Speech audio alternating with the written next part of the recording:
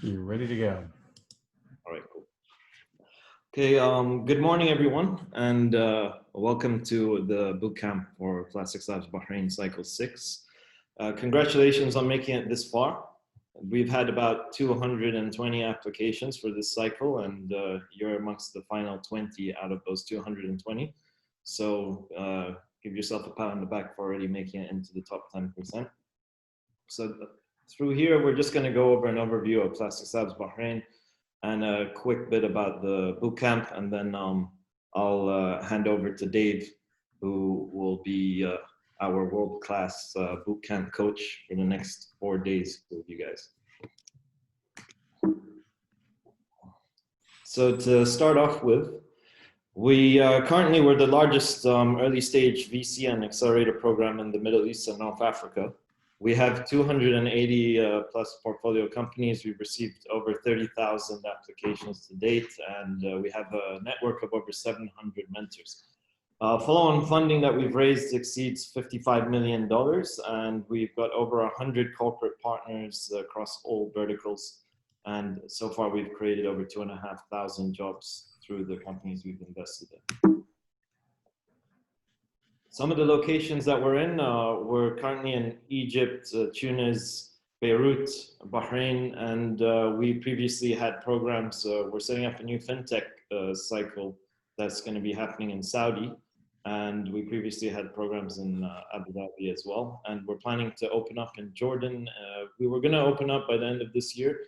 Due to COVID, it might probably end up being delayed till the beginning of next year. To go over roughly an overview of some of our partners, we're partnered with Microsoft, Gulf Air, Zain, Charles Russell, Babco, AWS. AWS has extended us quite a generous offering where we get up to $25,000 of credits for our beginner startups. And then basically once you start to scale, we can look into extending that to over $100,000 worth of AWS credits. We've also got strong tie-ins with the telcos here, just such as Zain, which helps us out a lot when it comes to our B2C and B2B business development, and they work hand in hand with helping our companies get exposure. And we've also had the likes of Gulf Air sponsor us before for things like bootcamps. Well, for Flat6 Labs Bahrain, we've received over 1,300 applications to date. We've had over 40 nationalities from over 50 countries applying. And in Bahrain alone, we have over 200 mentors. So the 700 is regional, and 200 is specifically to our mentors in Bahrain, who are, a lot of them are chief level executives amongst multiple verticals in the country. Here's just a quick overview of some of our portfolio. I'm not going to go through them one by one because it's actually built up to quite a big number, so it'll take a while. But so far, we've raised, those companies have gone on to raise a follow-on funding over $1.1 million in the space of 2 years. And it consists so far of 20 Bahraini startups and 16 international startups. In the media, we've been covered by all the biggest regional press, as well as some really large international ones like the Times and the Japan Times. And one of the things we try to do is make sure that we get a lot of PR exposure as well for the startups that actually go into our cycle. And here's just a quick overview. This is a process that you guys have been through. So basically, we receive the applications, we do a filtration down to 60 or 70. Then we went on an interview duel, and then after the interview, you go into the bootcamp. This bootcamp is going to lead to a selection committee. The selection committee is going to be on Sunday, the 20th, and that's where the final shortlisting takes place. And those companies, which will lie between 6 to 8, most likely will choose 8 this time around. They'll all receive the seed funding, and they'll go into our acceleration program. So what we offer is $32,000 in exchange for 5 to 10% equity pre-money. So we're looking at a valuation between $320,000 to $640,000. You get access to the mentors, you get access to our office space. We also have a legal team that will take care of your local incorporations as well as an international corporation later on in Delaware when required. And we will have, in the program, we have three kinds of mentorship. So we're going to have one-on-one coaching sessions, as well as having training sessions. And then we'll also go into having assigned mentors that you'll basically pick and be matchmaked with, where you'll end up actually, that relationship will carry out of the accelerator program and continue for an indefined amount of time. So the other perks that we offer is access to our regional network. So for example, if you were to be in Bahrain and scaling out of Bahrain into the rest of the region, wherever our offices lie in the region, you'll have access to those offices and you'll have access to the team on the ground. So they'll help you also with business development initiatives and making sure that you're networked into the correct people in the country to get your business up and running. The rest I've kind of already been through and mentioned. And so just a quick overview, we're looking at the selection committee being on the 20th of September 2020. Sixth cycle opening will be in October. That's when we expect the program to start, most likely around the second week or so. And the demo day will be towards the end of December, perhaps beginning of January.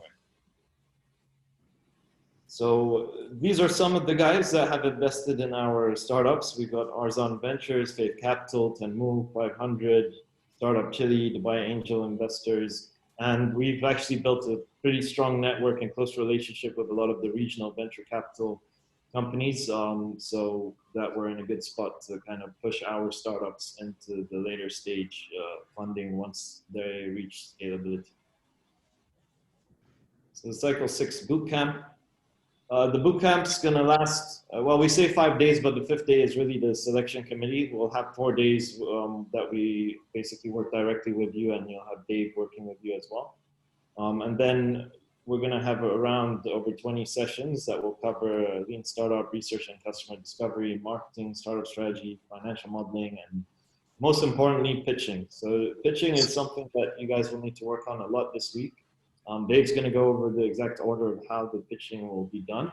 And this is pretty much, it's all going to rely on how you pitch, because you're going to be in the selection committee that's going to consist of a few of us, but there will also be independent parties there as well. And you'll have about 5 minutes followed by 8 minutes, 5 minutes to pitch, followed by 8 minutes Q&A to really try and convey your story and like the problem you're solving and what kind of differentiation you have as a solution.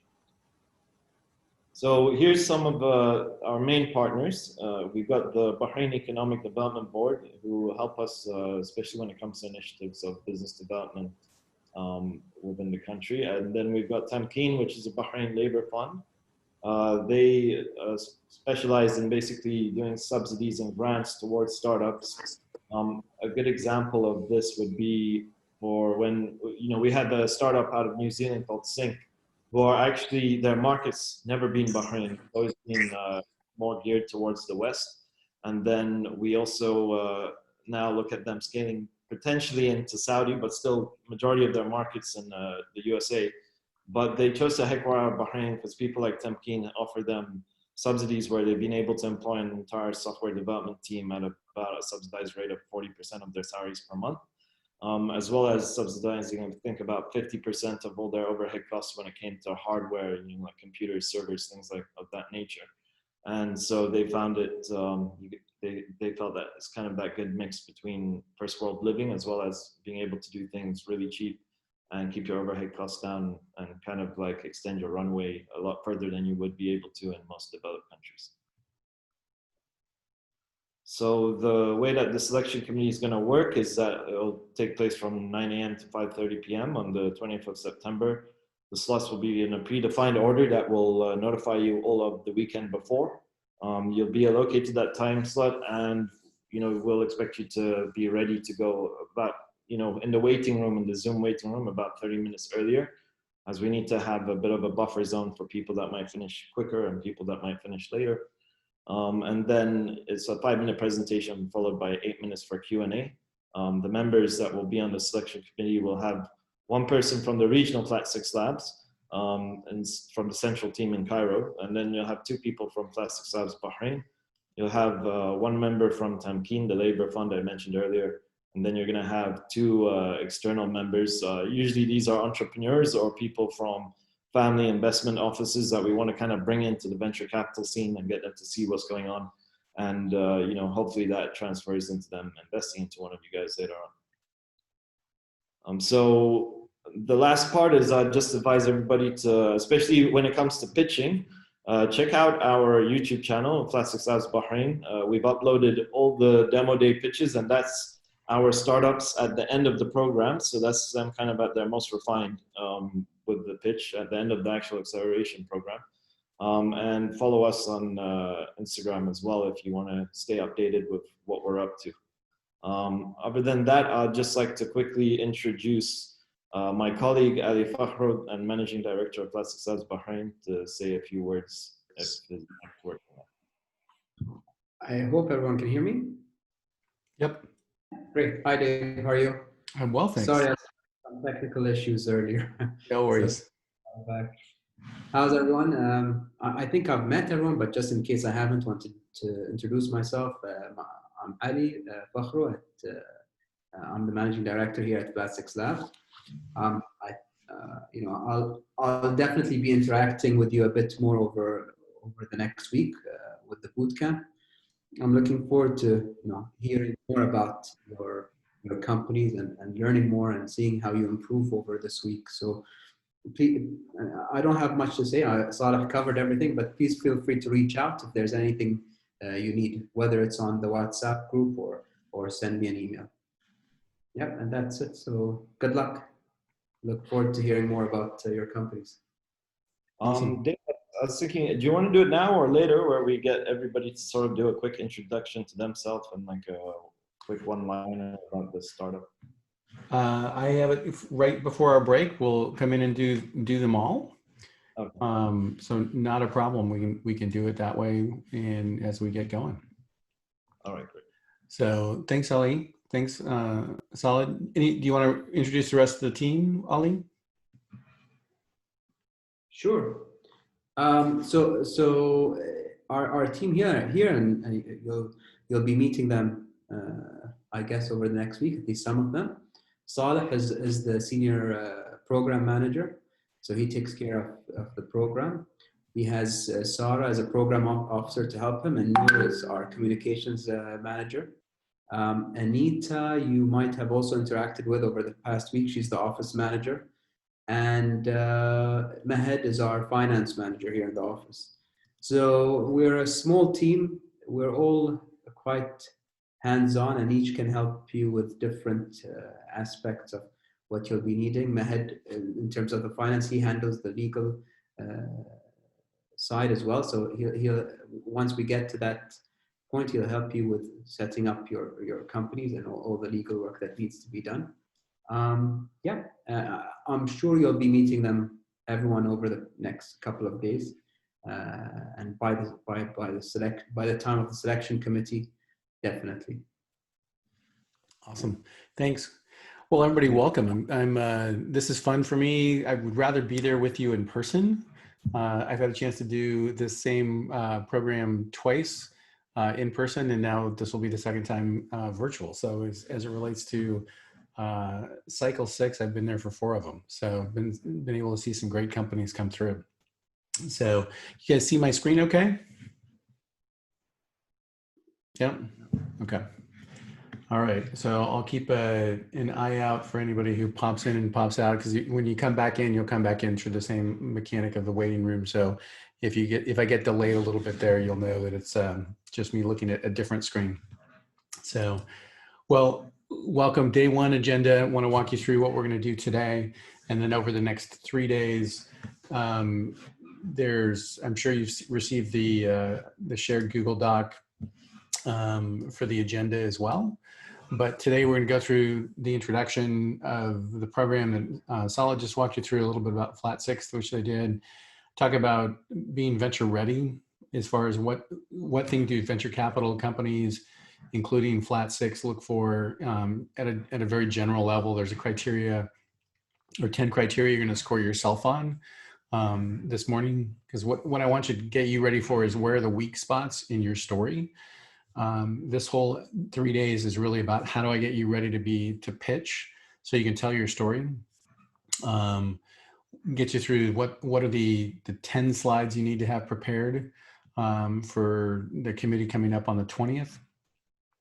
Today we'll talk about research, competitive analysis, and really building out the slides for your competitive landscape slide, as well as getting the framework done for the opening 10 slides. We'll talk about market sizing. That can be a confusing thing. Sal and I were talking about it yesterday. It's one of the things that you spend a disproportionate amount of time for that ultimately is kind of a checkbox on your list, but it's something you have to have ready to go for your market sizing. We'll talk about value propositions and communicating your value proposition relative to both your tagline on your opening slide, as well as how you're doing customer development and communicating your message. And then at the end of the day, we'll do a topic around awkward co-founder discussions and making sure that you're set up for incorporation as well, so that you know what you're coming in for. So from a logistics perspective, all of the materials are on the Get Trajectory site. You can find it under the Bahrain Cycle 6 Bootcamp. And I'll go ahead and post this in the chat window as well. And I'll probably stick to the WhatsApp channel most of the time. So, and then I'll make sure at the end of each day, I'll post the recording of it as well. So for some reason you want to come back and look at something, or it'll be up for at least 30 days as far as the video from up on the Zoom side. If you have questions as we go, just ask. So I'm pretty informal and want this to be a dialogue. It's really about getting you ready. We are kind of grinding versus if we were there in person, we'd be ready for some regular coffee breaks and things like that, and we'd have a chance to interact in between. So we'll kind of be doing that as well. So during the coffee break times, we'll leave the screen on and we just won't record. But then during the break, we'll actually go off the Zoom link for a break for about an hour. We'll come back today and you'll have a chance to meet with Ali and Salah in 2 breakout rooms. To Salah's point, if you haven't used breakout rooms before, they're a little quirky. So it takes a little bit of arranging to get them done. They're great if you set them up and random is all you need. But if I want Ali in one room and Salah in one room and all of your co-founders in one group and not spread between both, it's a little quirky. So just know that that's one of the things we'll be working on today. So all the materials, all the slides are up on SlideShare. You can follow along as you go. And they'll have a list of additional resources on the Get Trajectory page as we go through that as well. Okay, so if you have questions as we go, feel free to ask. Pretty straightforward. All right, so a little bit about me, and then we'll get off to content. So 5-time founder. So my first startup, we went from an idea, a co-founder, and 154 people in 4 years, and 32 million in sales. Pretty much made every mistake you could make, just so you know. We ended up selling the company in 2002. We started in 1998, which meant we survived the tech bubble. There's just all kinds of things working your way through both ups and downs and market timing as it relates to things like we're going through right now. So after that, I had a chance to join a program called Startup Weekend. I don't know if any of you know Startup Weekend. So we sold that company to Techstars in 2015. So Startup Weekend was doing about 1,265 events worldwide. And my last full year there, in those 1,200 events, we had 74,000 attendees who would come to a Startup Weekend in about 120 countries and 400 plus cities worldwide. So it was fun because I got to be part of a movement that the team had created and I helped scale.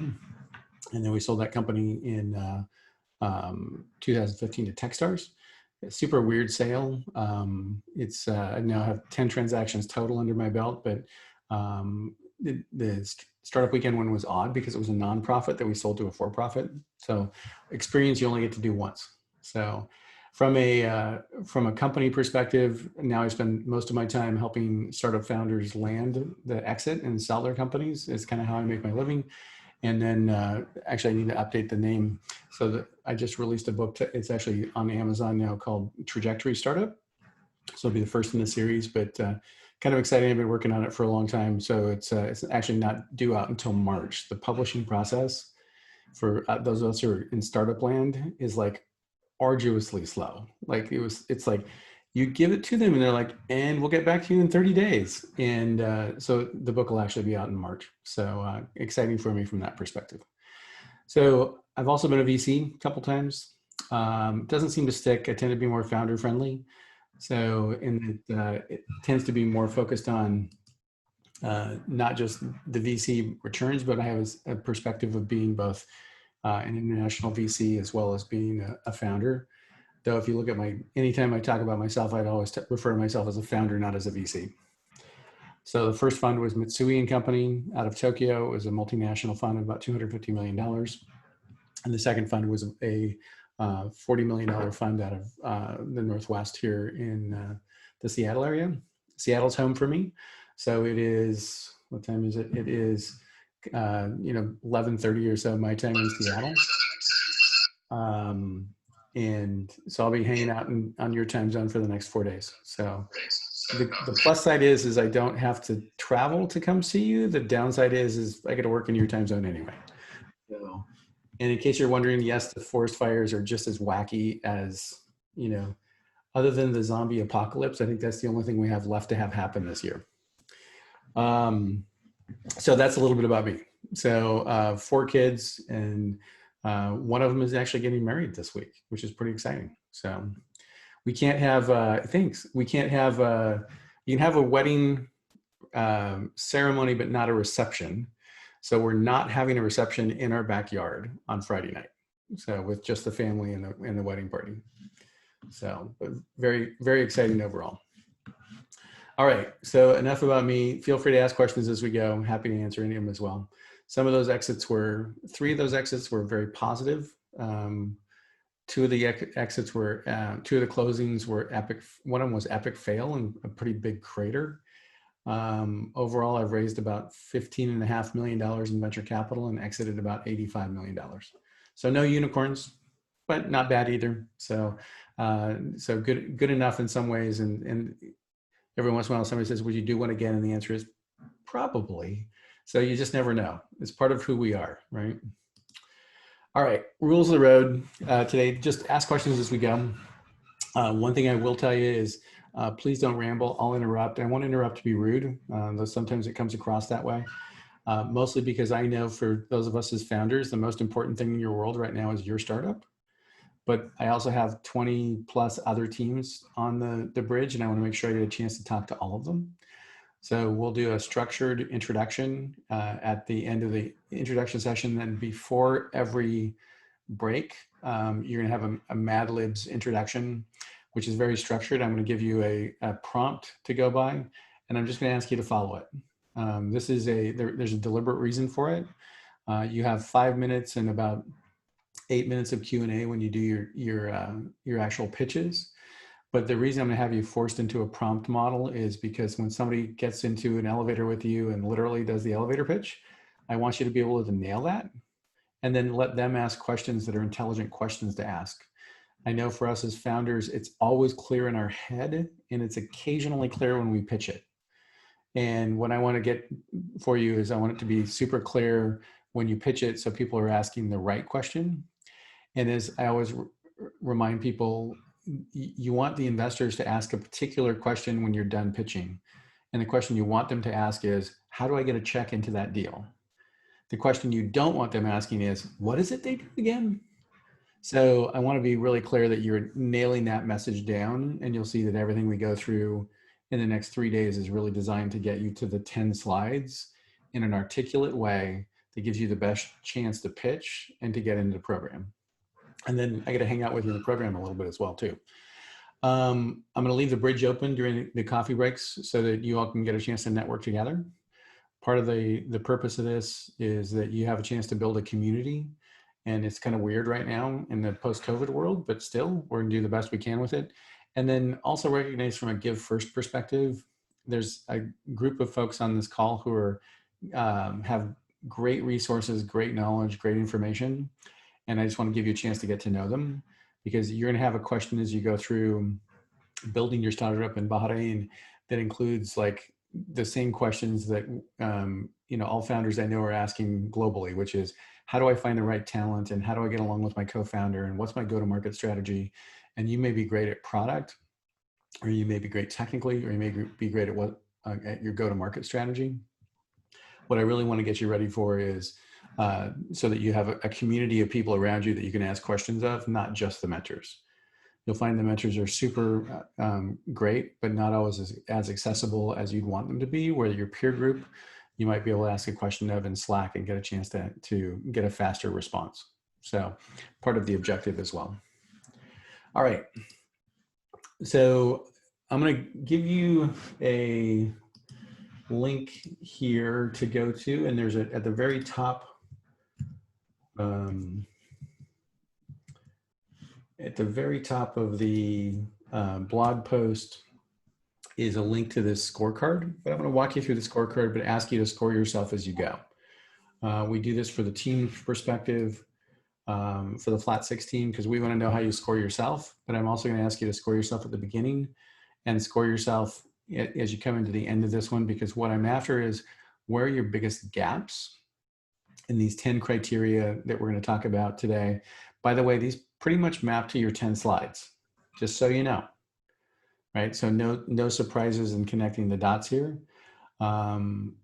This was a scorecard that I developed for the last venture capital fund that we worked for, because part of what we wanted to do was to give the teams feedback, which doesn't happen a lot in venture. So my last full year working for the fund, I think I looked at 160 companies, where I actually sat down with the teams and went through their decks and, and tried to provide them feedback. When you do 160 companies, it's really hard to give reasonably articulate feedback that's actionable for you all.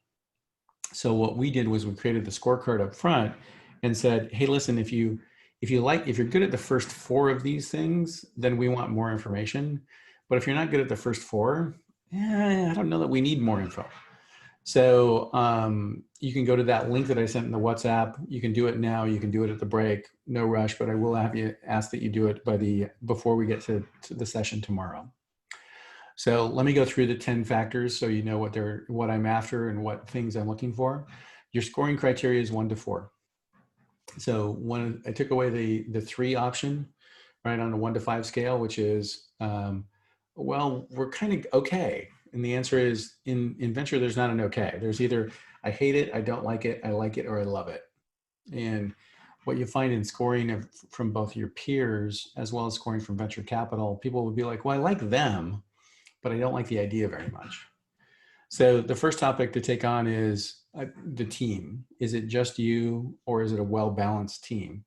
Do you have a hacker, a hustler, a marketer, somebody who understands go-to-market? Do you have design? Have you hired the right people or not? And what's the quality of the team? If you're a venture capitalist, the way we would tend to look at it is, has the team done this before, and do they have a history and a track record together? So one of the teams that just got into Techstars that I've been working with, there's a group of people that haven't worked together before, but they have knowledge of each other, and they're a relatively new team that has come together. So as a VC, I kind of look at that and say, wow, it's a really capable group of individuals, but they don't have any track record together. So that's a risk factor. So for you, just wanted you to score yourself as we go through this. If it's just you, or just you and a co-founder, but not a team yet, that's okay. Don't worry about it. But that may be that it's like, it's a 2, or maybe it's a 3, right? If you don't have a diverse skill set, or if you're both at the same, both you as co-founders are both engineers, you're both business people and marketers, but you're not technical, that's a question of diversity of skill sets. Do you have, we look at diversity now as something that's super important relative to, are there women on the team? Is it just guys, right? Do you have a balance of people on the team as well? So we look at those things too. Sorry, just sending a quick note. You can ask questions as you go, but if it interrupts me, that's okay. Don't worry about it. All right. So that's number 1. So score yourself on that one. Are you 1 or are you 4? 2, 3, totally okay. It is what it is. Score yourself the way the Flat6 team would score you, because if it's a low score on any of these, we just have to get a narrative together to tell the rest of the story and how you're going to use the capital and the time being in the Flat6 program to take a 1 and make it a 4, or to take a 1 and make it a 3. Okay. Excuse me. Yep. Can we add a justification of why if we were to score ourselves low, but we do have a rationale behind it and we know how to improve it? Is it possible to incorporate like a justification for that? Yeah, you're going to tell that in the story arc of your pitch narrative, Zane. That's going to be what we incorporate into your story. All right. But what I'm after is for you to have an objective view of what your score is, because the challenge we run into is, as founders, we tend to be slightly delusional. Like founders are funny, right? We see the future as if it exists today. And that's the world that we live in, or we wouldn't do this, right? Because it's kind of crazy. Like the math on failure rates of startups is super high. So what we're after is, I want you have an objective view of where you are, so that you don't go blindly into the scoring with the Flat6 team and not answer that question. So you're spot on in asking the question. So we just want to get it into your story arc. So if, for example, you don't have that person in your team today, but you're going to use part of the proceeds of the investment, or you're going to try to find some talent in Bahrain or find a development team in Bahrain, all those are things that we want to put together in that story arc. And such a transparency will not impact, such transparency in our scoring will not impact the judgment or impair the judgment of Flat6 Lab team during the committee or the presentation. Right now. Just know that this is similar to the scoring metrics that they're going to use to score you as a team. They won't be using this scorecard, but this scorecard's been used by probably 500 or 600 startups at this point. So there's actually data there around what does it look like initially and what does it look like later. So that's kind of what we're tracking over time. Right. So team's number 1. So yeah, don't worry about this one. They're not going to bother looking at it before you come in and pitch. And you'll see the difference between, as we go into pitches later today and pitch reviews. Some of you already have decks done, which is awesome. And you'll get a chance to pitch and get some feedback on it today. We'll do more of them tomorrow. We'll do more of them on Tuesday. And then you'll have a session on Wednesday morning that'll be legal and information about Bahrain specifically. And then I'll come back and join you for some final pitch reviews. And then to get you ready for final. So you should know coming out of this, really, here's the things I need to work on, and here's the things where I'm strong, and here's the things where I'm weak. My goal is to hold up a mirror and help you go like, that's a little, like, don't gloss over that one. Because you want to know that if somebody's going to give you a 2 on the score, they may not articulate it quite the same way. They may be like, there's something missing with that team, right? So what you want to do is to address it, and not address it in the most positive way, is really what it comes down to. So the idea is, the next topic you'll hear this talked about as problem solution. What's the problem we're solving? What's our solution? What's our product? But the idea here is it a big idea? Is it something that really is a problem and a solution? One of the things that I find for founders at this stage in particular is sometimes it's not really a problem and they try to justify it or make it a problem, even though it's really hard to connect those dots. So, and we're talking about that in context of customer development here today.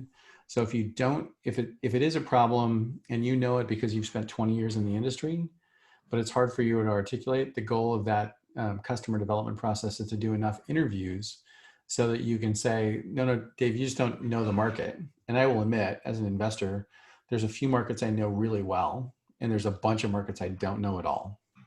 So what I want to help you understand is using that customer development data and the research from your work with customers, telling that story. What's your customer's life like before your product, and what's your customer's life like after your product? So that's part of the idea story arc, or the idea narrative that we're going to tell in your 10 slides. So is it existing problem? Is it a big category, right? Versus is it a tool? Are you early or late in the continuum? There's a timing conversation we'll have as well. Is it technically achievable? And is it what's called a pain pill or a vitamin? Is it something, oh my gosh, I have to have it? Or is it something to be like, it'd be really nice to have, right? So I think of this in the sense of a water line. There's a water line, and you can be below the water line, which is stuff that the problems are big, but it's really hard to make money at. Or you can be above the water line, which the problem may not be as big, but you can find a path to make money. So, and that's really important from the startup perspective as we're looking from a funding perspective. So product is the third category. Is the product done yet? Is it in market? Is it super sticky? Does it have some traction? Do your customers love it? Would they be like super disappointed if they couldn't use it again? So rank yourself on the product. And if the answer is, I don't have a product quite yet, but that's kind of why I need the program, totally fine. Tell the story of what the product's going to be like is what we're after, but score yourself objectively as low because you don't have a product yet. That's okay. Market is next. Your total addressable market. We'll talk about it today in market sizing.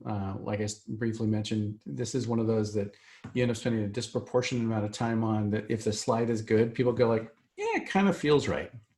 So we're going to talk about market size. You're going after just Bahrain, or you're going after GCC, or you're going after MENA, or you're going after global. How big is the market? So what we as investors want to see is that you have a big market to go for. Because if it's a big market, it's kind of like shots on goal if you're playing soccer or football, right? If it's a super tiny market, there's not a lot of shots on goal. If it's a super big market, there's lots of opportunities. So is it on your 1 to 4 scale, is it a niche market? Is it just Bahrain, right? Is it GCC? Is it MENA? Or can you tell a global story? So if you can tell a global story and you have some data with it, and by the way, data is just third-party numbers that talks about how big is it from a cash perspective. Like, and think of this, the outcome of this slide is going to be a BD number. How big is it? So score yourself on that one. If it starts off small, but you have a vision story to tell, then that's okay, right? But you have to start off with how big is the market? Competition, is it a market that's been heavily funded? About 25% of the companies I work with in Flat6 across all the programs are copycats of Western companies. That's totally okay. Like, the good news about a copycat company is in some cases they've already raised $100 million in the West, and you have a playbook you can follow. That's not a bad thing, right? Culturally, some people think of copycats as a negative. I don't think of copycats as a negative. I think of copycats as something that you can use to show a path to get to growth. So just know that that's, if it's a copycat story, we just want to tell that story. If it's a brand new question, the question is, oh, that's really cool. Will it work outside of GCC? All a good question. Traction, do you have customer validation? Hi, sorry to interrupt, Dave. Yeah.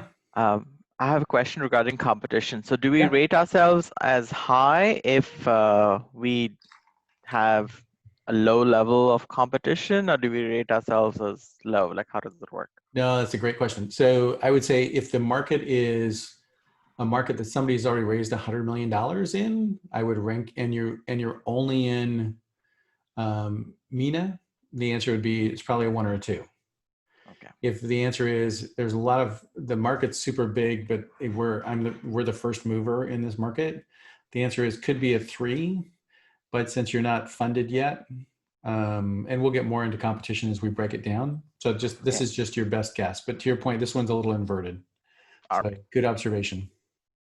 Dave, can I ask a question, please? Yeah. So 1 to 4 is 1 the highest and 4 being the lowest? Or? No, 1 is the lowest.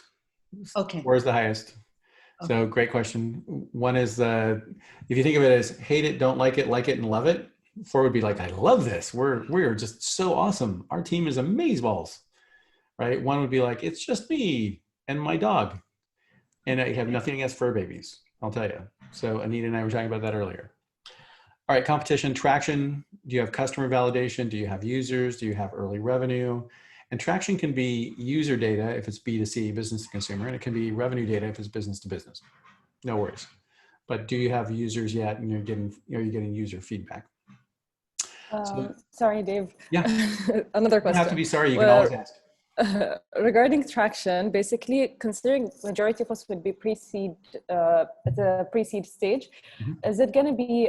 Can we validate ourselves based on customer or market studies that how the responsiveness of people when we pitched the idea to them or tested the idea in the market? It was not a product, but more like we have conducted a market study whether this idea is in need. Totally. The customer development stuff we're going to talk about today, Zane, will be exactly that, because one of the things that I see frequently is somebody will say like, oh, I have an opinion, you have an opinion, but you have done 75 customer development interviews and 60 people said they would buy it if you made it. I'd be like, oh, I'm willing to change my opinion. So, but what we're going to talk about today in customer development is how do you tell that story of the data if it's not, if it's kind of pre-traction, but you've done the customer development interviews. And what I'm after with that is I want more than a hunch. So as founders, we tend to be, we're like, I have a hunch this is going to work. I'm like, I don't want you to have a hunch about it. I want you to have data about it, right? So if your traction is early customer interviews, that's just part of the story arc we're going to tell. Timing is the next one. It's kind of why you and why now. One of the things about most of my portfolio of companies that I work with today, COVID has either been massive tailwinds or massive headwinds, but there's been nothing in between. So I just need you to tell the story of why is now a good time to do this. So the last cohort, or a couple cohorts ago, I guess it was 2 cohorts ago, there was a team that came through that was doing ClassPass in MENA. So ClassPass is a company that's been super successful in the West, and it brings together all the gyms, and they were launching to do that. And I know at the start of COVID, they were like, oh, we're gonna hit pause and figure out what's going on, and then figure out where we're gonna go from there. Just it's a why you, why now story. So score yourself on that one. Revenue, financial models. We'll talk a little bit about this. We'll talk a bunch about how startups make money because there's only 14 revenue models. And then a little bit about financial models as well. And I'll give you a link to some templates that you can download, financial templates to do. In prep for the 20th, the answer is be cautious you don't spend a bunch of time doing a financial model for areas you don't have validated yet. Like it's a discipline that you need to know, but it's not really critical to your success to get into the program because we know you don't have the data yet to build out a really truly scalable financial model. So, but if you have one, great, it's a 3. If you don't have one and you haven't thought about how you're gonna make money yet, it's a 1. If you're doing forecast to actual, it's a 4. So next one is IP and a moat. Like I need you to think about your strategy to build defensibility. Dave, do you mind if I just ask you a quick question? Go for it. Just want to interrupt. Yeah. You said there was a startup that when the COVID-19 just started, they had to pause. What was the name of that startup? I'd have to look it up for you. I know Salah will probably know it as well, but we can get it to you if it's useful. I think the meta there is that in the storyline you're trying to tell is we're going this direction. Did this create a headwind or tailwind for us? And then be ready to tell that story on the 20th is really what you're after. Cool. So IP moat defensibility. One thing I want to know in your story, and this is a minor point at the stage you guys are at for pre-seed, is how are you going to build a defensible strategy, right? And it could be just speed and knowledge of the market, right? You could be like, well, this company's raised $50 million in the West, and they're not here in MENA. We're going to launch in Bahrain, go GCC, go MENA, and then when they come to the market, they're either going to build or buy, right? That's totally okay. Speed and knowledge of the customer are the 2 things that you can build around, but you may not have intellectual property. I just want to know you're thinking about it, right? I've dealt with startups before who are like, we created this product, and I'm like, it's for the public good. Like anybody else can knock that off. If it really works, right, there's no way for you to build a fence around your customers. So I'm after some basic IP view of the world. And again, you don't have to have it done. You don't have to have a patent. Just know that at some point, somebody's going to say, how are you going to defend this? And I want you to be able to kind of check that box on the list of the pitches. Okay. And then the last one is number 10 is a clear ask. So with your clear ask on the 20th, it's we know you need the capital. Done. Okay. How can Flat6 help you in the region? How can Flat6 help you in Bahrain? Is it about incorporation? Like you need to tell part of the story of why Bahrain, why Flat6. And it doesn't have to be an in-depth story or novel, but just know that you need to have a clear ask. When I meet with founders, I'll get to the end of the thing and I'm like, and how can I help you? Like, I know you invited me to coffee for a reason. Just tell me the reason. Like, oh, I need to find a technical co-founder. Okay, like I can help with that. Or, hey, I'm looking for cash. Okay, I know where to find cash, right? But if you don't have a clear ask, then you kind of waste an opportunity. So at very least, as you go through this process, if this is the first time you've done it, and you go and pitch events ever open again, you should always be recruiting for customers and you should always be recruiting for talent. So even if you're not out looking for cash. So just know that you need to have a clear ask at the end of it. The pitch will end and will shuffle you off stage if you don't have like an ask that's clear and crisp and like, how do I help? Oh, I need access to mentors around this particular thing to get access to enterprise sales. Great. But just because you know what it is in your head, I just want you to get it out and to be on the pitch as well. Okay. So score between now and tomorrow morning, score yourself on those things if you haven't done it already. And anybody brave enough to go, yeah, we kind of came in at a 28 or 24 or 31. Anybody want to share a number or too early? More coffee required. 28. Okay. Yeah. Anybody else? Yeah, one sec. I'm just adding it up and I'll I know, share math it in my about head. 1 minute. If you have the time to wait, I can do mine now. Yeah, 30. 30, okay. 33, but I'm probably being overconfident, as you said. We're founders, that's what we do. Dave, I did mid-20s because I was trying to be really kind of cautious in my numbering, because if I think I'm good in an area and I'm not, I could glaze over how to improve. And so, yeah, I was a bit, I aired on like a lower number for maybe each of the categories, because I think that it's the tough questions you get asked when you think you know the answer and you haven't got it. That's where we got these 4 or 5. You're totally spot on, because part of what you don't want to do in this whole process, and I know we're spending a bunch of time on this one, and we're going to break these all down into the 10 slides, and you'll have a chance to re-look at it. But what you're after is you don't want to walk into a buzzsaw where you don't need to, right? So being objective about your numbers is spot on. Plus, it gives you areas where you're like, I need to shore up that message. Like, I got to figure that one out. And that's why we're here, to see what areas we can improve on. If it was your 6th startup, you wouldn't be at a boot camp. Just saying. All right. So we'll work on those scores. We'll talk more about them tomorrow, but know that it's highlighting for you some areas that you need to work on. So that's one of the objectives. All right. 29. Yeah. Oh, I just said 29, my Nice. score. Yeah, that's kind of what I found in this early stage is they generally range from the mid 20s, and then you'll have somebody comes in like, we're at 35. And I'm like, I don't think so. But so, it's all good, right? So, where to look. So in our world in venture, what we tend to look at is we do a fast no or a slow yes, right? A fast no is if we don't like the market, if we don't like the team, if we don't like the product, and if you have zero traction, we're like, you should come talk to us again in 6 months, right? Because the other things don't really matter very much, right? I can dig into them, and different investors have different perspectives on this, but I would tell you in general, what you find is if it's a small market, investors are like, yeah. If the team hasn't worked together before, you're not super impressed by the team skill set, the answer is meh. And by the way, anytime you're fundraising, a meh is bad, right? And you just have to be objective about your feedback that you get from the investors, because you'll come out of some investor meetings and investors are trying to be nice and encouraging, and you'll walk away and go, that was a great meeting. And the fact is it really wasn't. It was just a meh. Right? They were being nice.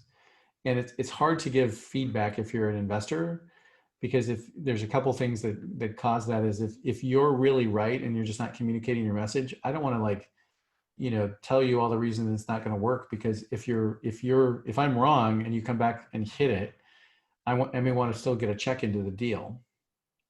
So investors will be like, oh, let me know how it goes. After you get some traction, let's talk again. And traction is one of those words that is never really defined. So it's always something that's just around the corner, but you haven't gotten to yet. So just know that that's part of part of the process is we want to make sure you're getting traction. But if you don't ask the investor, like, what would traction look for you, right? That's where things get a little confusing. All right. So slow yes are the other components of the pieces. All right. So we're going to make sure in the time we have together, we're going to address some of your weaknesses, and make sure that we just get that into your story preemptively. So most of the time what happens is if you try to hide something that is a weakness, the teams will walk away going, they didn't address their competition very well, right? And it's like, and you're thinking, oh my gosh, I just don't want to talk about that topic, but you just can't ignore those things.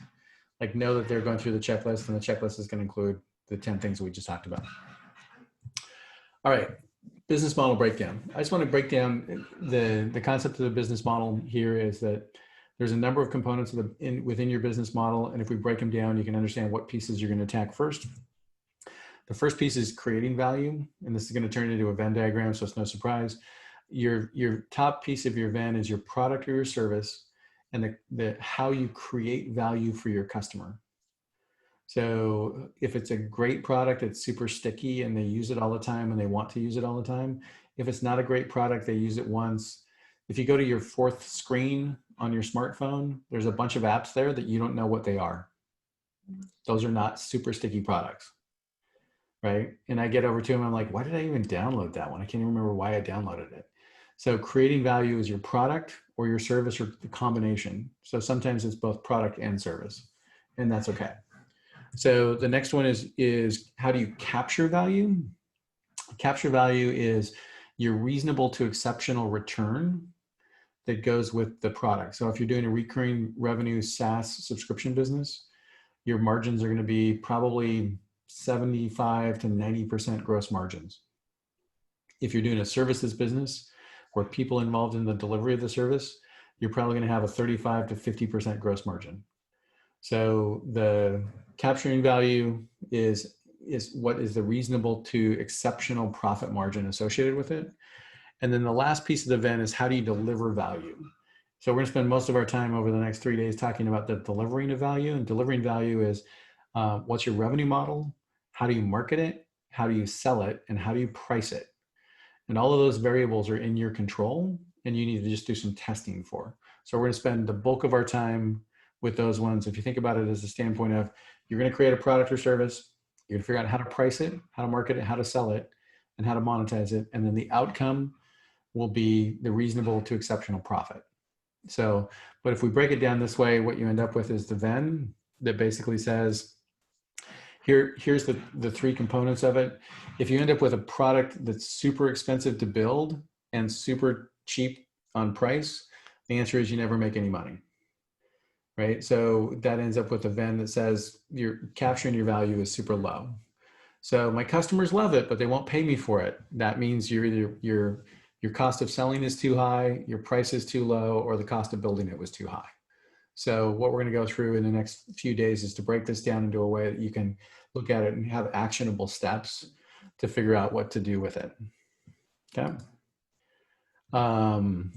So again, if your cost of selling is too high to do it. So in your startup, you're dealing in, think of these as two epochs of your startup. The first one is we have BC, we have AD, we have pre-internet kids, we have post-internet kids. We have the world before the Game of Thrones and the world after the Game of Thrones. So you're living in pre-product market fit, and I want you to survive long enough to get to post-product market fit. In pre-product market fit, it's risk capital. In post-product market fit, it's growth capital. So you have two very different investor profiles, right? I, as an investor, invest in pre-product market fit companies because that's where my economics are best, but it's also the riskiest. It's the riskiest potential returns because it's a 0 or a 1, right? Either your idea works or it doesn't work. If you have data and you have revenue and you have customer acquisition and you have a flywheel of marketing and sales going, my risk is maturing, right? And as you de-risk it, then you get access to different capital. And later stage capital and VCs only invest in growth oriented companies. So the big question kind of is, where are you on this continuum? Because if you're in risk capital stage, you go to one investor profile. And on day 3, we'll talk about fundraising 101 and investor profiles. And if you're in the later stage capital, you're going to go to less risk averse related investors. So give you an example. Any of you ever heard of DocuSign or used DocuSign? Yeah. Okay. So the guy who started DocuSign is a good friend of mine. He started it. We both started our first startups together. My first startup was more successful than his. His first one failed. But his second startup was DocuSign, so whatever, right? So Tom started DocuSign 18 years ago. So it's a 17-year overnight success story. So, and after post-COVID, the stock went public a year ago at 37 bucks a share. I think it's over 210 now a share. So it's like a $45 billion company today. So, but early on, digital signatures, everybody looked at it and says, well, that's not even legal. I mean, that's not even binding, right? But they had vision of where they were going to go, right? And today it's the standard of digital signature.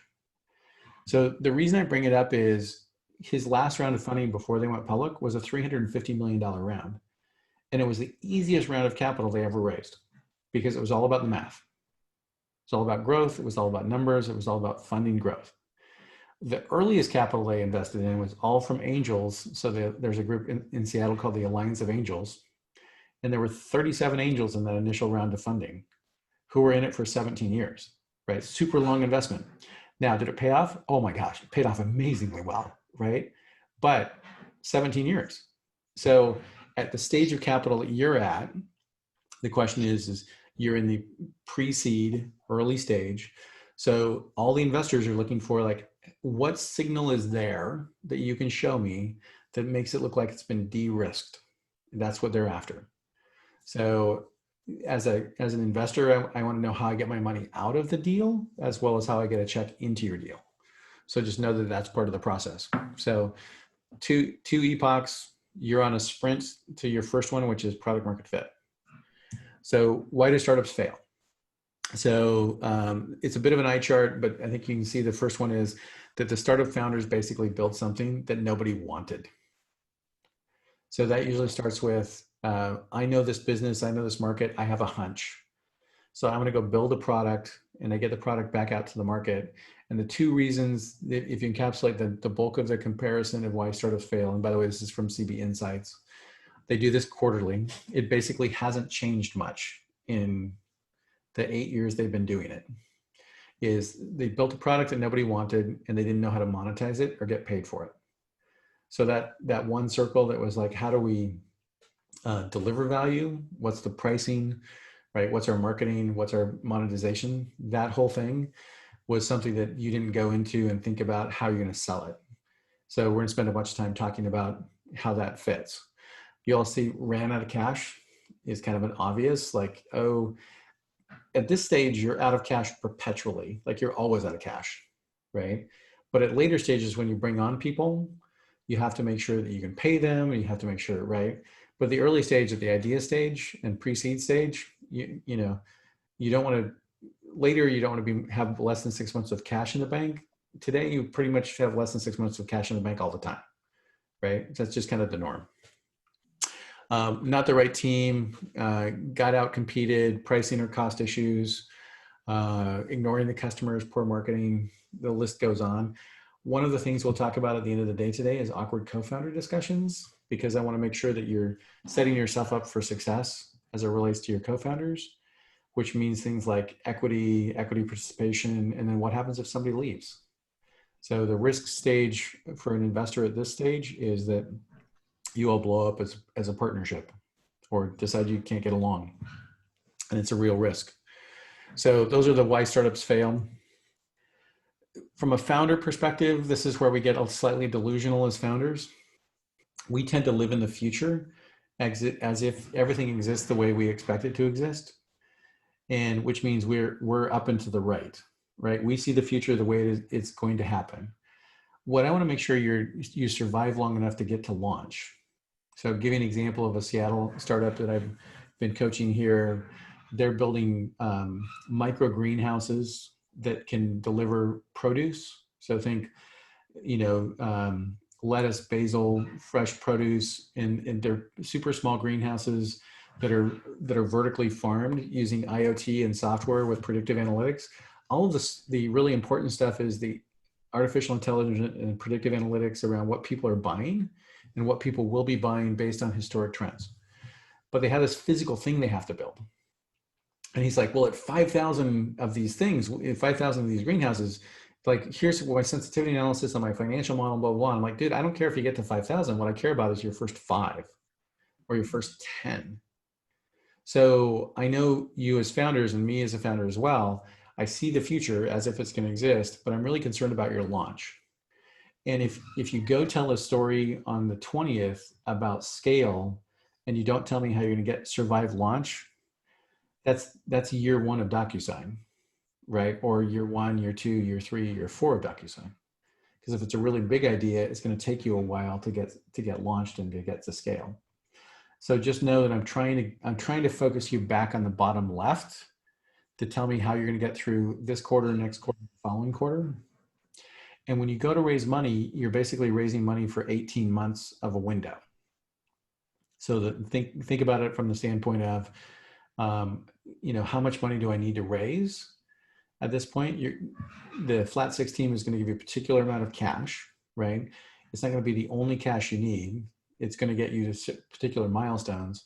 But if you're going to go raise cash, you should be basically raising cash for about 18 months worth of time. And in those 18 months, what milestones will you get to in those 18 months? Okay. So remember, we're at launch stage. We're not at scale stage. I recognize you can be everything you want at scale, right? You'll be bigger than Uber and all those things. But at launch, I just want you to survive. So if you haven't listened to Bill Gross's video he did a TED Talk. Bill Gross started Idea Lab. It's probably the best 7 minutes on startups and on the internet. And he basically talks about why startups succeed and why startups fail. And the thing that he really covers well there is this concept of timing. So for example, Airbnb's timing was post-recession. And it was probably one of those that people would have looked at and said, hey, this is a little creepy, opening a room in my house, but I need the money. So less creepy, right? So timing, and particularly now in the post-COVID world, timing matters a ton. So what Gross did was he looked at the big 5 factors there where timing were the #1 indication of success, team was #2, the truth or the outlier, the idea was #3, business model was #4, and funding was #5. And I'd really look at it and say funding is really an outcome of the upper 4. But timing, you have to explain why now is a good time more than ever as it relates to the post-COVID world. Team matters a ton, and you'll find that Techstars typically has talked about this historically as team is the #1 thing. So it was team, and idea was the typical way that Techstars looked at it. But Gross looked at the data, and the data was timing matters a lot. So you just need to be able to answer the why timing is and why such is good now. So with that, you'll find that sometimes in venture, there's this concept of a surfing analogy. And the surfing analogy is the size of the wave, the board is the product, and the surfer is you and the team. And the wave is the trend. So for example, in the case of, if you're doing a company that's a copycat of a company in the West, and they've raised $50 million, the answer is that's a good trend. It's validation that the market's big and you can have access to capital. If somebody in MENA has already raised 20, then that's probably a problem because you've sucked all the oxygen out of the room from the capital that's available in the market. So not necessarily a kiss of death, but the idea there is like, if they raise, one company recently we were talking to was doing kind of a Rover is a company based in Seattle. That's the dog scheduling site. It was started by a friend of mine. It actually was one of our board members and venture capitalists who went to a startup weekend and pitched this idea of Airbnb for dogs. That's how it got started, which is kind of a fun, awesome story. They've raised over $300 million. But if somebody's raised a good chunk of that dough in MENA or GCC, the answer is you may be too late. So in that case, the wave is already crested, right? The board, again, is the product. Is it sticky? Do people care about it? Do they like it? Does it have good design, right? All those things are important things to consider about your product. And the surfer is the leader or the team. Is it the right person? So there's this concept of founder market fit. Are you the right person and the right team to do this company or not? And that's really what the investors are thinking about as they're talking about the team. Are you the right person to do it? So market timing, bad waves, something. Do you guys remember when Groupon came out and then there was like 1,000 Groupon competitors, right? So if you're like, I'm doing the next Groupon, I'd be like, oh, bad timing. Like the market for that one has crashed, right? The wave is super tiny. So bad, small waves are bad, right? So as an investor, what we're looking for is this a good wave? Is this something we think has potential? And sometimes they're new and nascent, right? It's a market that hasn't happened yet. So Airbnb before it happened, right, was one of those people looked at it and said, maybe this works, maybe it doesn't. But if it does work, it's huge, right? And that's the concept of a nascent market. So nascent markets are good. You just have to tell the story. All right. So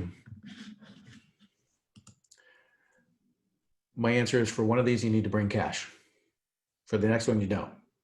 So for little waves, doesn't matter. But for a big wave, you better bring money.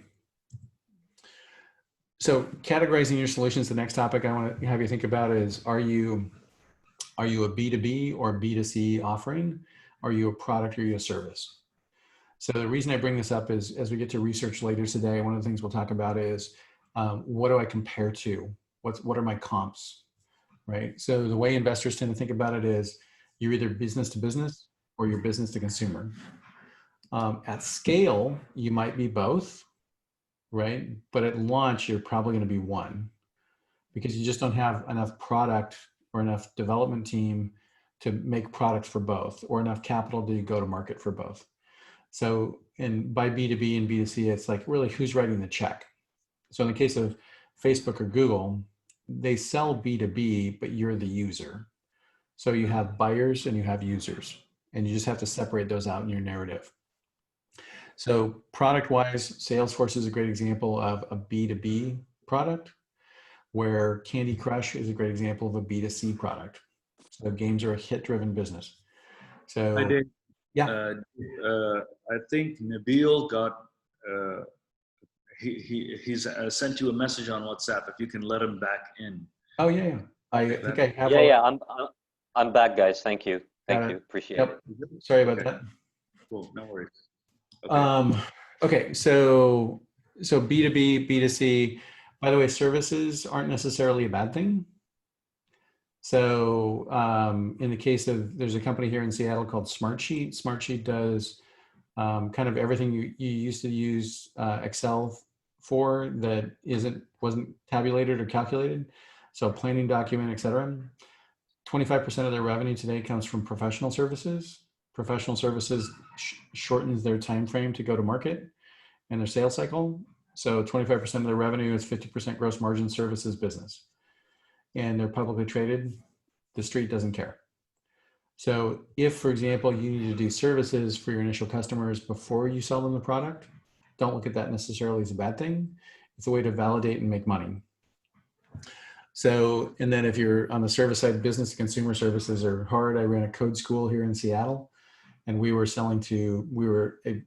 business to selling to consumers, but we were a services company, not a product company. So it's know where you fit in that category, because what you'll have from an investor perspective is I invest in product companies. I have a preference, me individually, for B2B because I understand it more. Where business to consumer, I don't understand it more, right? So like we invested in an esports platform company that would allow you to allow gamers and sponsors to figure out who got paid in an esports scenario. I went to my 18-year-old and said, tell me about Twitch. Why do you watch this so much, right? So it was just one of those that I'm not a gamer. So I had to recognize that like, that's not my core skill set. So I tend towards business to business and I tend towards product. Well, I do exclusively product. Services typically don't scale the same way. So know how you talk about your product, because I'm looking for investors early on in your pitch to be like, do I like this type of product or not? Do I like this type of environment or not? So I'm trying to figure out like, is this for me or not? And if it's not for me, I will check out. And if you tell me that part of the story at the end, I've already checked out. So, and you want to hook the investors early, especially as you get ready for your pitches on the 20th. Okay. Hello. So problem and opportunity, you'll hear this talked about frequently within the venture community is it a pain pill or is it a vitamin? Is it something I have to have or something that's like, yeah, it's nice to have? So given the current state of the market from a post-COVID world, the answer is it's something that your customer looks at and says, oh my gosh, if you could give this to me, I would buy it today. Or they're like, yeah, that'd be super convenient if I needed it, but I don't need it right now. So if you're building a travel site, now's a really tough time for that. And who are you solving for? So are you solving for the business who's selling the product, or are you solving for the consumer? So just we're gonna unpack these things as we go through the 4 days, so that when you get to your pitches, you're like, this is our user, this is our buyer, or if it's B2B, it could be our buyer and the user is the same thing. And then can you capture the value and will somebody pay for it? So one of the interview questions you're going to ask as we go through the customer development details is you're going to ask validation questions that get the customer to say, if you would pay for it, what do you think is a price range that works? Right. So I'm always trying to figure out from a pricing standpoint, pricing is always wrong at the stage that you're at, and it's okay.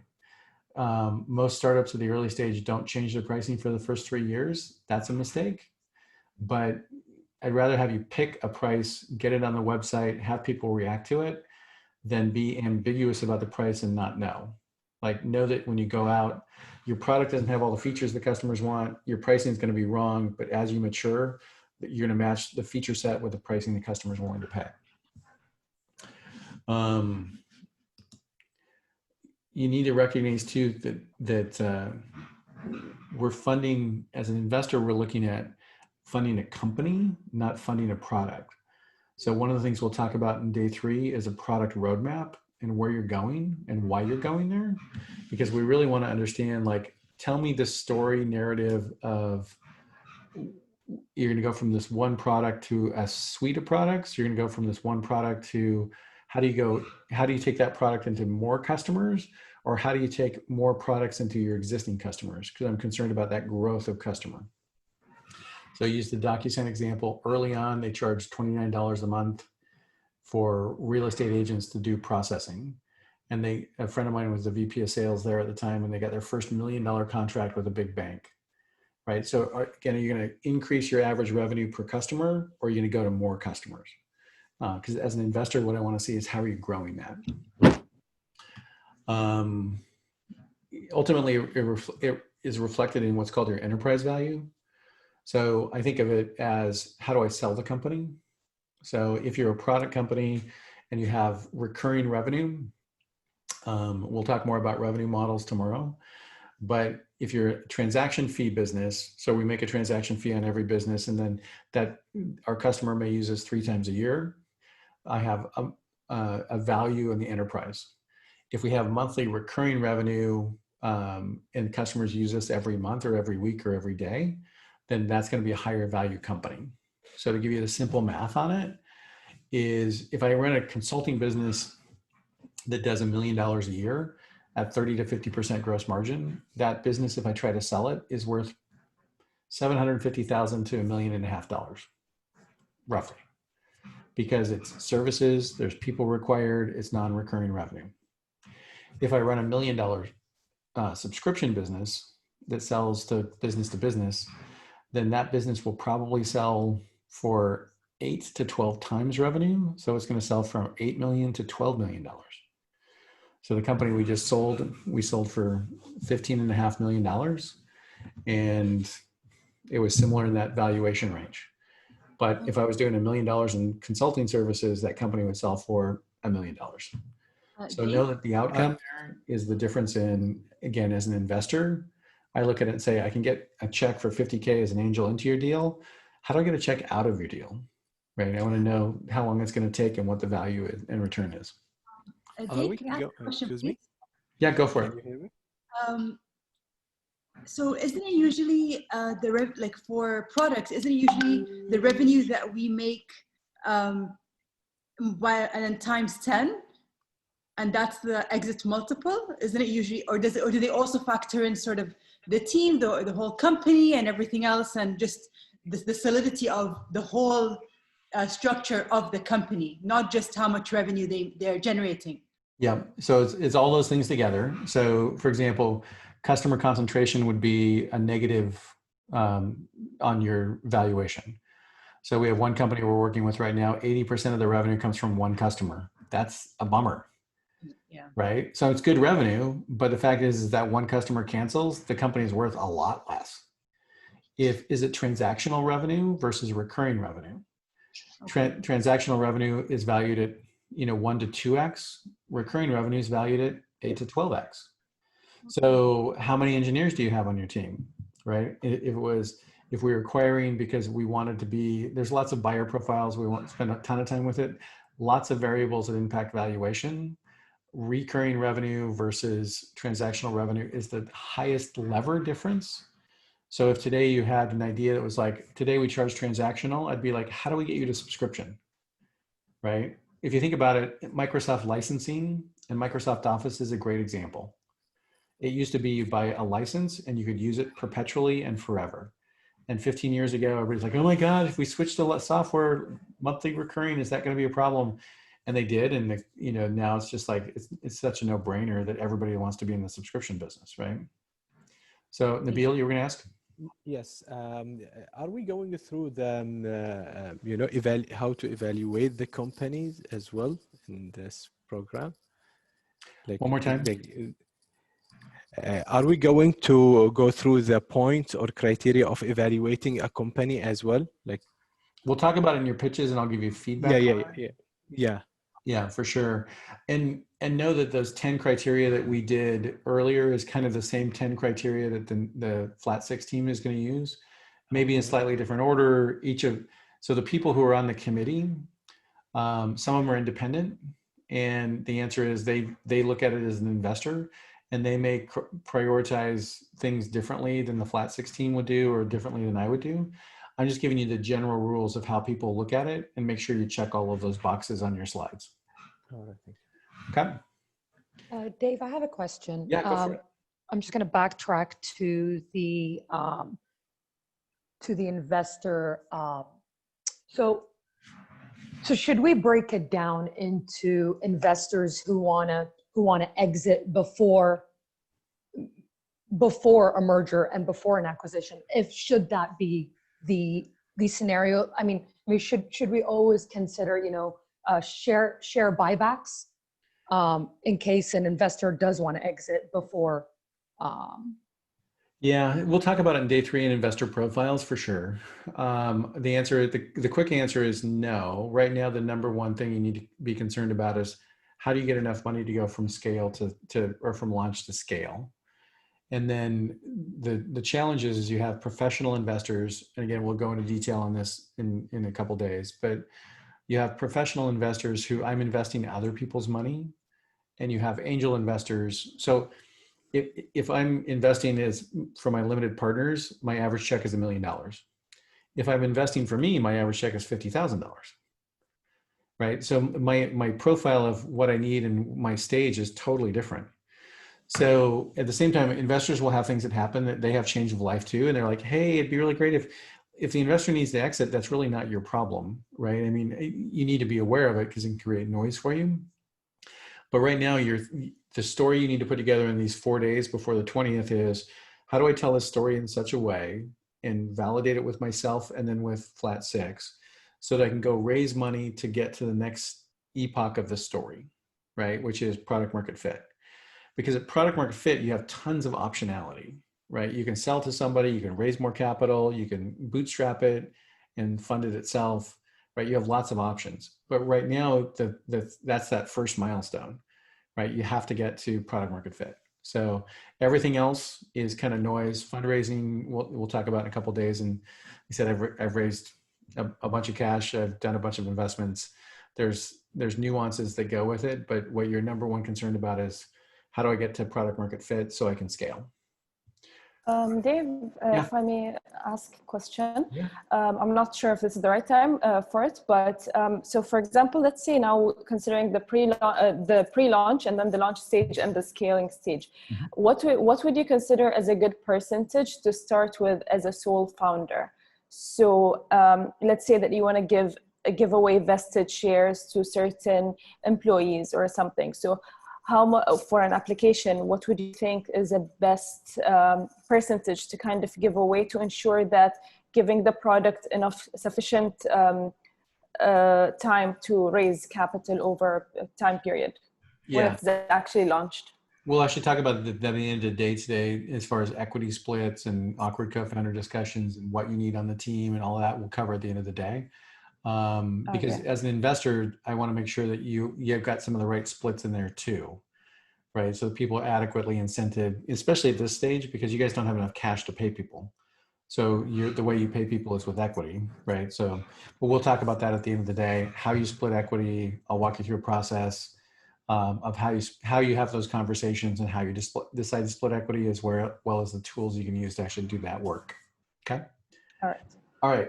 Let me hit a couple more things, then we're going to take a coffee break. And so we talked about products and service companies. I'm investing in a company, not investing in a product. I want to make sure you have a product roadmap. A couple of bad examples I want to share with you is you can build it, but should you build it? I'm going to give you a couple of good examples. This is an internet connected belt called Belty. Don't know if you've seen this one. Wasn't a hot seller, but the idea was you could use an app to adjust your belt after a meal. So could you do it? Yes, you could. Should you do it? No, you should not. So they did pivot. By the way, they made it into a battery extension. So it had a battery in it so you could plug in your phone, right? So still not a big seller, but it came out at CES a few years ago. And I was like, oh my God, this is an example of something you could build, but you should not build. So the other one is, do you guys, anybody see the juice machine? Okay. So this is an example of Silicon Valley gone wrong. So they raised it's a $400 juicer. They raised $425 million in venture capital. And they would supply you with, it was hardware that would supply you with a juice packet, and it would squeeze the juice from the juice packet on a subscription basis until people found out they could just squeeze the thing without the machine and it would give you the same juice. So they burnt through $425 million in venture capital. Again, another example of things you can do, but you shouldn't do. So just because you have an idea for a product doesn't mean it's a good one. So just know that those are a couple examples. All right, pre-mortems. I want you to think about, as we go into the next 3 days, if your product was to fail, if your company was to fail, why would it fail? So I've given you some of the reasons startups failed at the beginning. And I just want you to take a minute in one of your deliverables today. You're going to have deliverables at the end of every day. I'm not going to check your work. I always tell people that this is your company. This isn't school. School has arbitrary grades associated with it. You have success or failure associated with it. So you got to check your own work, right? So if your product was to fail, why would it fail? Would it be because the product wasn't good? Would it be because the product was super hard to build or difficult? Like I would love a hoverboard, like Back to the Future, skateboard without wheels that totally hovers over. That would be like so awesome. Now you can't make it, right? Lexus made one, or somebody made one for a Lexus commercial that was above a magnetic field in the ground, so which was great as long as you were above that particular place, right? But again, is the product the problem? Is customer acquisition the problem? Like it's too hard to sell. How do we sell it? Is competition the problem? Is lack of funding the problem? I just want you to, one of your deliverables is going to be, if this was to fail, why would it fail? It's just a pre-mortem. And just so you can write it down. All right, let me see. We're We'll take a break here and go into the 10 slides next, but we'll take about 15 minutes for a coffee break. Any questions before we do, and then we'll be back in 15 minutes with a cup of coffee and whatever else you need. Yeah, hi, Dave. Yeah. On one of your slides, you had something about a lifestyle business. What is that? Yeah, great question. So the idea of a lifestyle business is it's a business that pays for your time and pays for your employees, but isn't really a business that's going to appeal to an investor. Okay. So it could be it's a services business, or think of it as a local geography-based business as well. So it's a business that works in Manama, but it doesn't work anywhere else, or it's really hard to scale internationally, or so. And your gating factor may be you need investment, but as an investor, I look at that and go, I don't really see an upmarket buyer for it. Like Salesforce isn't going to buy it, or right. So the question, because one of the things I always look at as an investor is, okay, if this company is successful 3 or 4, 5, 10 years from now, who are they going to sell to? And if the answer is it's not clear, then that's probably a lifestyle business. So one of the board of directors I'm on, Amy, is a company called Guidant Financial. I've been on their board. It's the longest thing I've ever done other than be married. I've been on their board for 17 years, right? But they're the largest competitor in their market space. So it's a great business. I mean, they do 25 million in revenue this year, and it's super great company. The team's awesome, but they're the biggest competitor in the market. So they could go acquire the other folks, but nobody's going to buy them. So even though it's a good business, it's a lifestyle business. Okay. Right? And it doesn't make it it's not a good or bad, right? But investors will look at it and say, if there's not a clear upmarket buyer, then it's really hard for me because I don't see how I get my money back out of it. So. Can I ask a question, Dave? Yeah, go for it.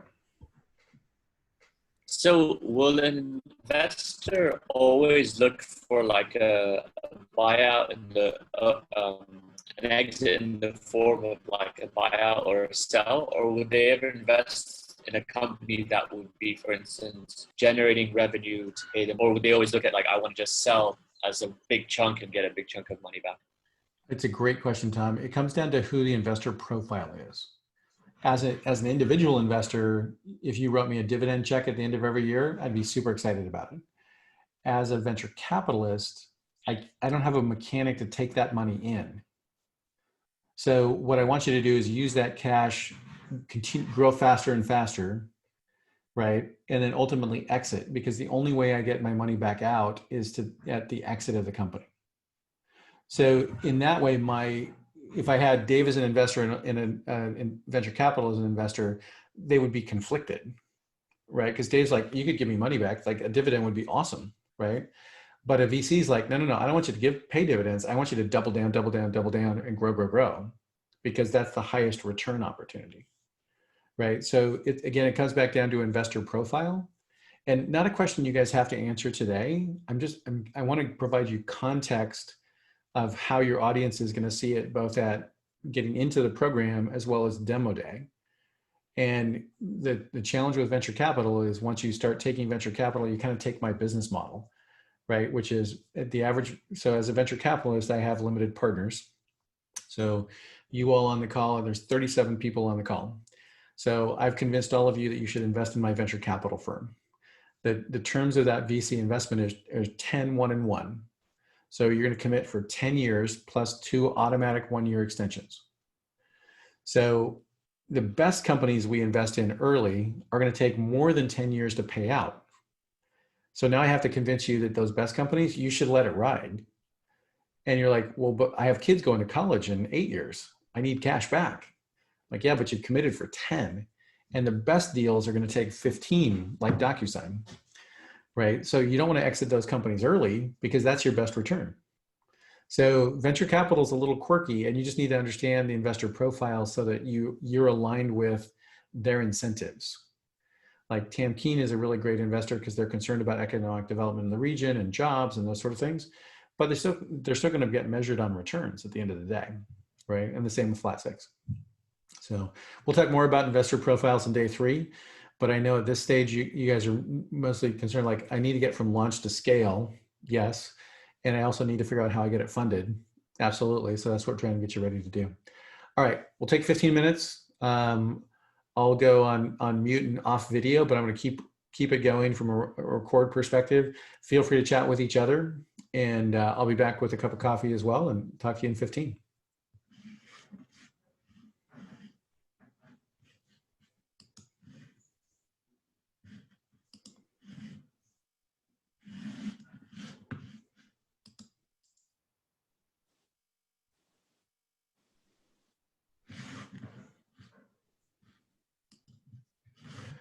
Okay, so right number of slides. So if you think about this one, there's really 2 use cases I want to walk you through today. About your deck, you have this sense of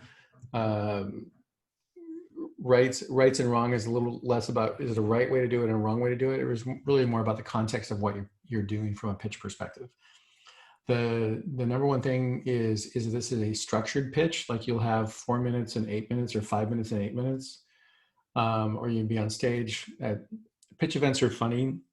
They're a contrived event where if you're sitting down across a conference room table with a venture capitalist and I'm looking at your deal, it's really just a discussion.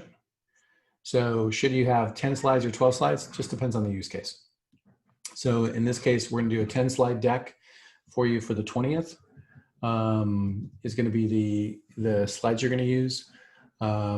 You're basically hitting all the check boxes, right? If you leave something off, it should be that you intentionally left it off, because like given the coaching that you're going to get over these 4 days, the answer is if you miss a slide, I'm going to be like, oh, why did you miss that slide? So, and I will tell you on the 20th that if you don't address competition when you've been coached, or you don't address the market sizing when you've been coached to address market sizing, they're gonna be like, that was like session 4, day 1, like what the heck happened? So, and then you can use supporting slides in the back, right? So things like if the architecture for what you're doing is based, you're doing an AI machine learning thing and you need to do architecture, that's fine. You just put it in supporting slides in the back. But you're not gonna use it with at the very first. So so it doesn't go into the 10. I know if you built that architecture, you're gonna be super excited about it, and you'll be like, I want to show it, and the answer is supporting slides. If you're doing the slides in a conference room, you can do the 12 slides or more slides, and what you'll find in that process is you'll find a groove to the process as you go, and somebody will be like, so what about? And you're like, oh, that's a great question. Next slide. So that's when you know you've kind of nailed it. So if you're doing the conference room version, you're really just setting up the dialogue, and you're making sure that you're able to get through all the materials in a set amount of time so you can have the discussion the investor wants you to have. And again, it's to make sure you've checked all the boxes as you go. So here's your 10 slides and 12 slides options. So your first slide is going to be a title slide. It's going to be the one that's typically up on the screen the longest. It's going to have your tagline, which is going to encapsulate your value proposition. You're going to do, if you're doing a conference room version, you're going to go through the agenda, and you're going to ask for confirmation. Is there anything else you want me to cover today? And typically the answer is, nope, looks good, because you've hit all these other things. You're going to cover the problem. And we'll talk about, with the problem, who the customer is, the ideal customer profile. You're talking about your solution or your product, and what your solution is going to be both at launch and at scale. So problem solution, you're going to go into market size. Then you're going to do a competitive analysis. And I have that there with an asterisk because in a 10 slide deck, the answer is you have to have it, but you're not going to spend any time talking about it. It's one of those that if you do that slide really well, just like if you do market sizing really well, people are going to go, yeah, that feels about right. Like it feels like the size of the market for MENA is about that size, right? If the slide's bad, it calls into question the rest of your slides. Like if you didn't do the homework on this one, it's a problem. But if you do it well, you're gonna try to index and explain more about your research, and the answer is it just doesn't matter. So you just need to let it go. Know that the research is validation for yourself, as well as market sizing as validation for yourself. And a good slide here is one that says, kind of feels like this, and most of people go, it kind of feels like it's right. Competition is a little bit more detailed, but same sort of thing. Traction and timing is going to be one of your slides. And by the way, you guys can screenshot this. It's up on deliverables for the end of the day. I'll make sure it's in the Slack channel or in the WhatsApp channel for you. You don't have to take notes on it per se, but these are going to be your 10. And at the end of every day, we'll go through these 10. Today we'll knock down 4 of them. Tomorrow we'll knock down the rest of them. And then as we get into day 3, we'll talk more about how we put them together and how we tell that story arc. Okay. So traction timing, why you, why now, is that traction timing story. Product roadmap or demo. And the story I want you to tell with this slide is, this is where we're starting, this is where we're going. You're always balancing out the vision of where you're going with the practical of where you're starting. And you have to tell both of those stories. So think about this as the story of climbing Mount Everest. The first step for you is base camp. Base camp's not super exciting, right? But you're not going to get to the top unless you get to base camp first. So you have to just tell that story arc of how you're going to get there. So that's your product roadmap, company roadmap. What are critical hires, right? How are you going to do it? And I'll give you some tools for that as well. Go to market is cool. You built a great product. What's your go to market strategy? It's highly likely that up to 50% of the capital that you get from Flat6 is going to be spent on your go to market strategy to validate you can go sell the product with reasonable economics to actually make revenue. So you need a go to market plan.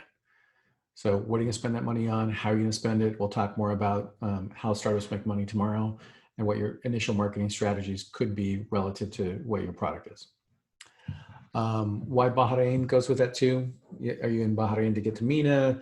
Are you in there? So it's part of connecting with why Flat6. Secret sauce, IP, moat, know that that's something that investors will have a question about. You don't have to answer it in a 5-minute pitch. So team slide, you can do at the end of your pitch. So if you run out of time, know that the committee is going to ask you about the team. So if for some reason you get stuck and galvanized and you get lost in the pitch, the team slide is going to be the last slide because you're still going to get asked about it.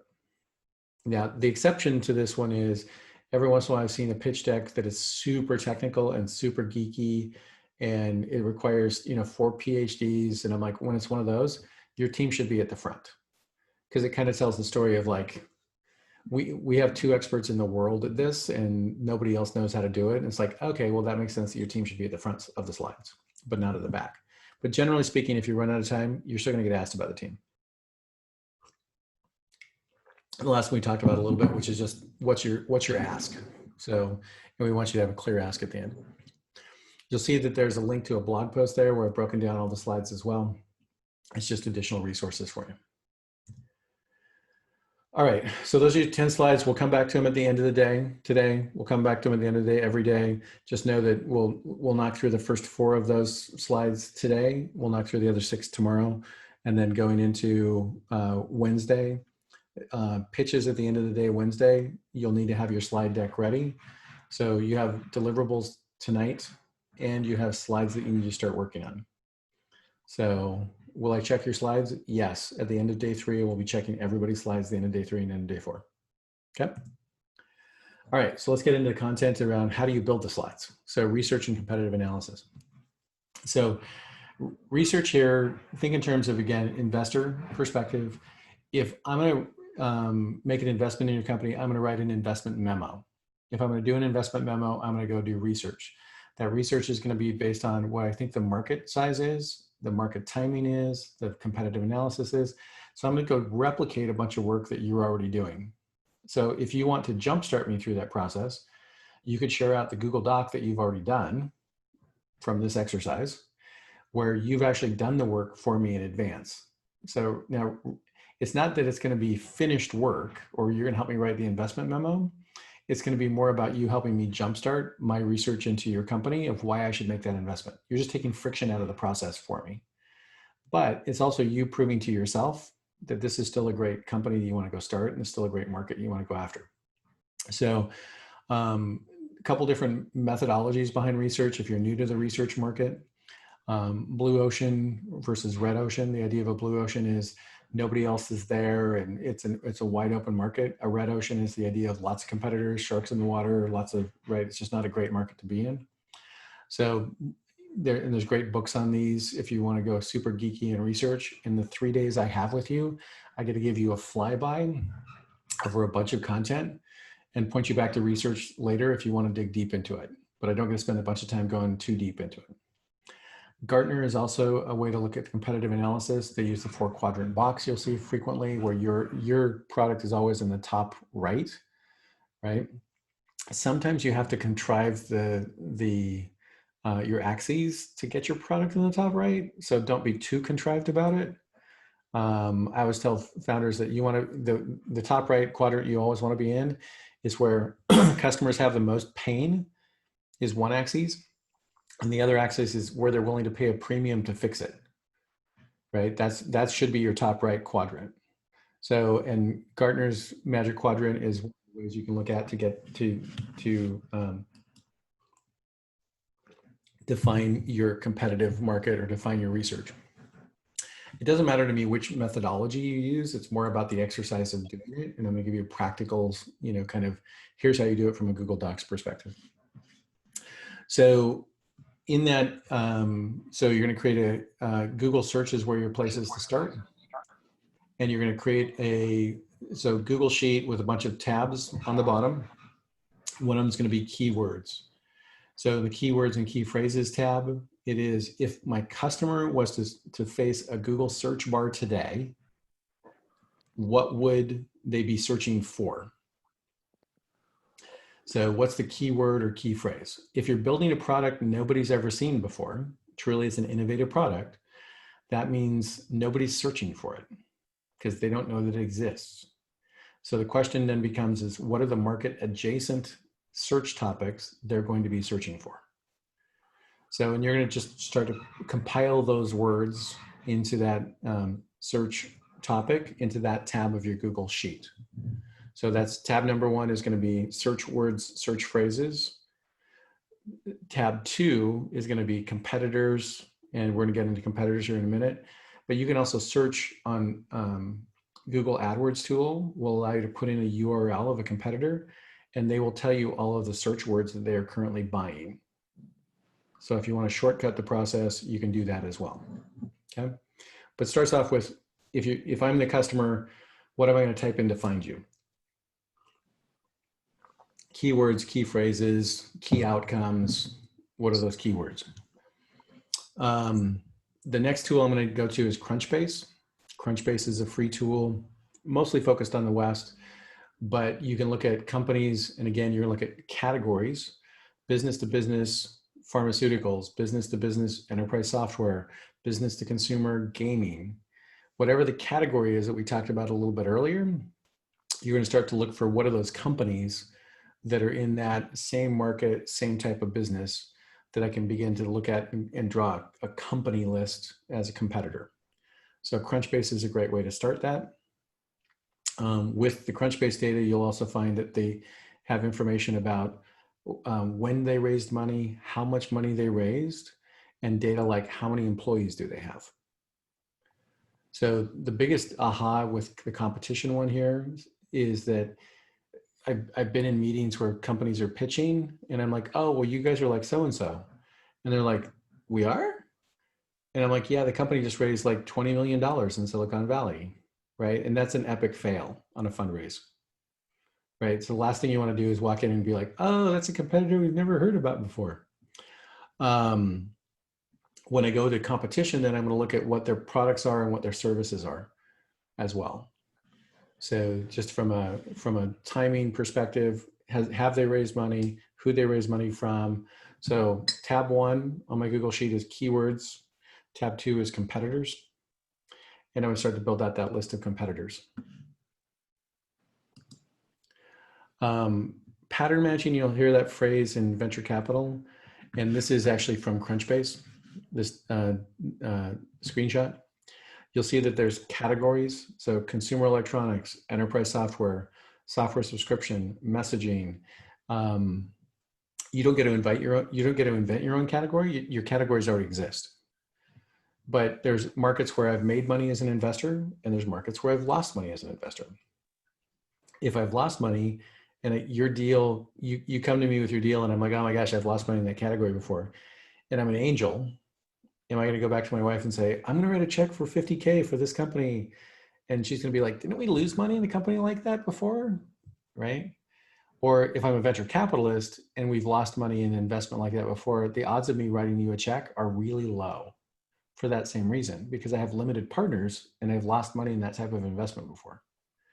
So what you're after is who's made money in that type of investment. So this list starts to be then my competitor list. It starts to also be my target investor list of people I'd want to go after to maybe raise money from in the future. So it gives you one place to start to track all of that information. So category, headquarters, and stage. As an investor, I like these types of businesses, B2B, messaging, et cetera, in these geographies.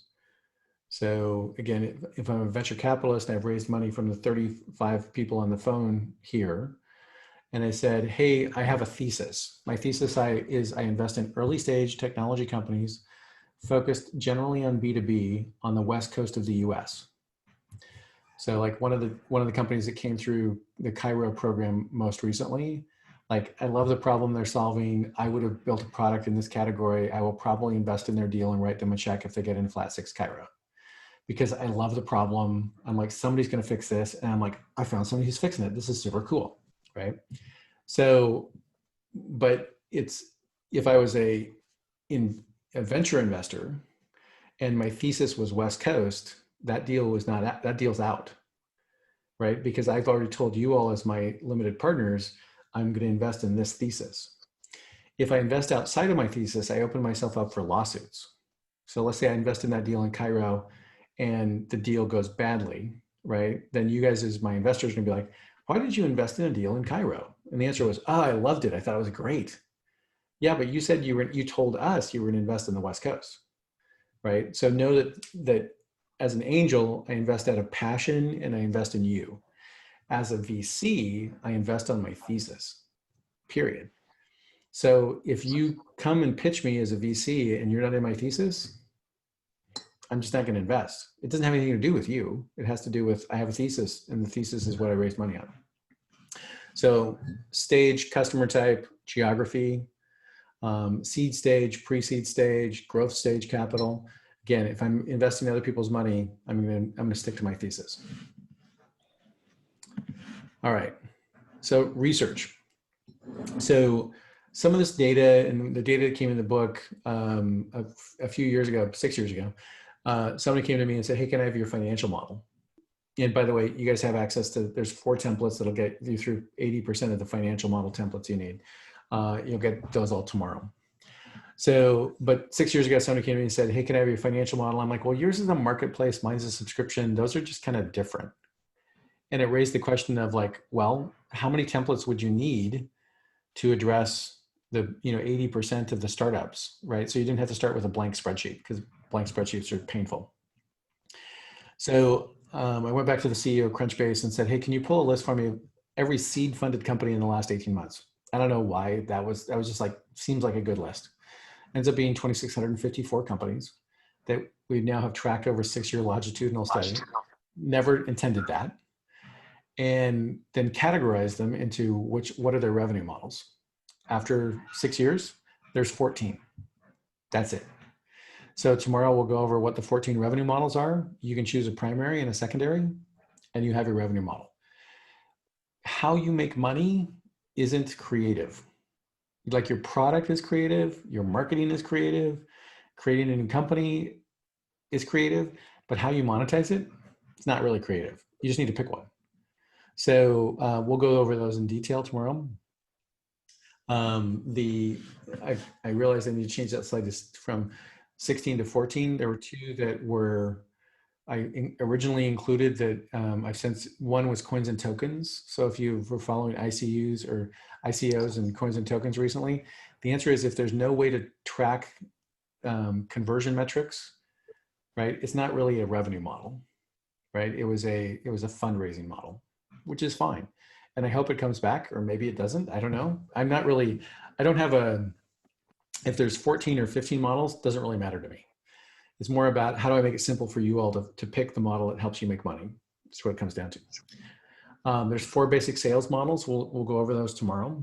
And there's a massive number of marketing methods.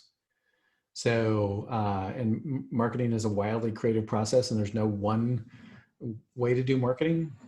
And you'll find marketing is a lot about testing.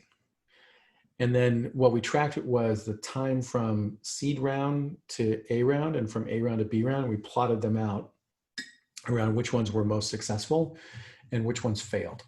So that's kind of where the data set for a lot of this stuff comes from. And just it's there by way of background to know that it's not solely based on Dave's opinion. There's clearly plenty of Dave's opinion in here. It's actually based on a data set of companies we followed over the last 6 years. So, all right.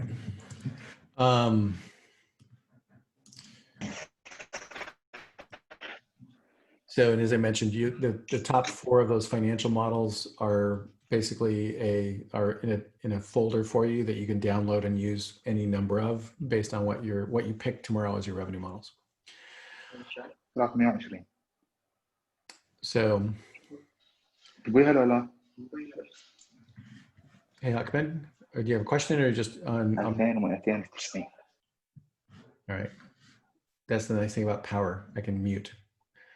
All right, so research. So you're gonna do 2 documents. You're gonna do a Google Doc, and you're gonna do a Google Sheet. The Google Doc is basically a place for you to take notes about all of the research you've done, both competitively on market. So you're gonna end up with marketing or market sizing data research and competitive analysis research. And in that Google Doc, you're gonna basically create your big headlines and your bullet points of like, here's what I found. And the reason you wanna do this is that at some point, you've done enough market research that you're like, oh, I saw this article about this thing and I can't remember where it was. And it's the same with customer development interviews. If you've only interviewed 5 customers or potential customers, you know all of them. But once you get to 50, there's no way you can pay attention to who, was it Dave that said, or was it Mohammed that said? Like one of them said that they would buy it if we had this feature. So you want to be systematic about how you track it.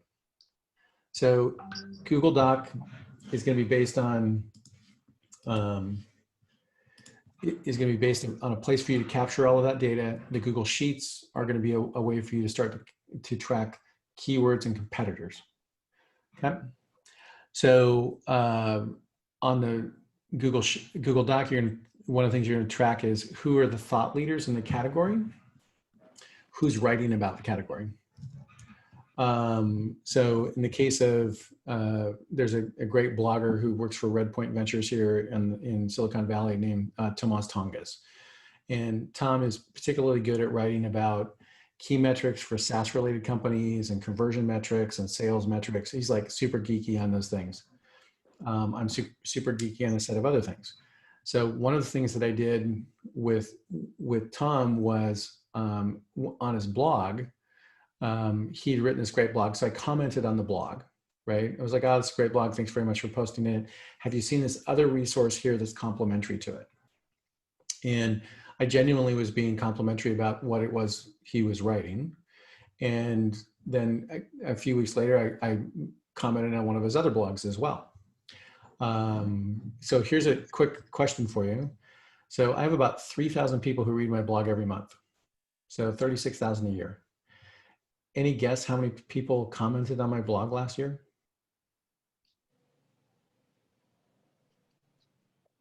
10? 10? 100? 100? Any guess on how many people commented twice on my blog last year? Like the same person commented more than once? 5.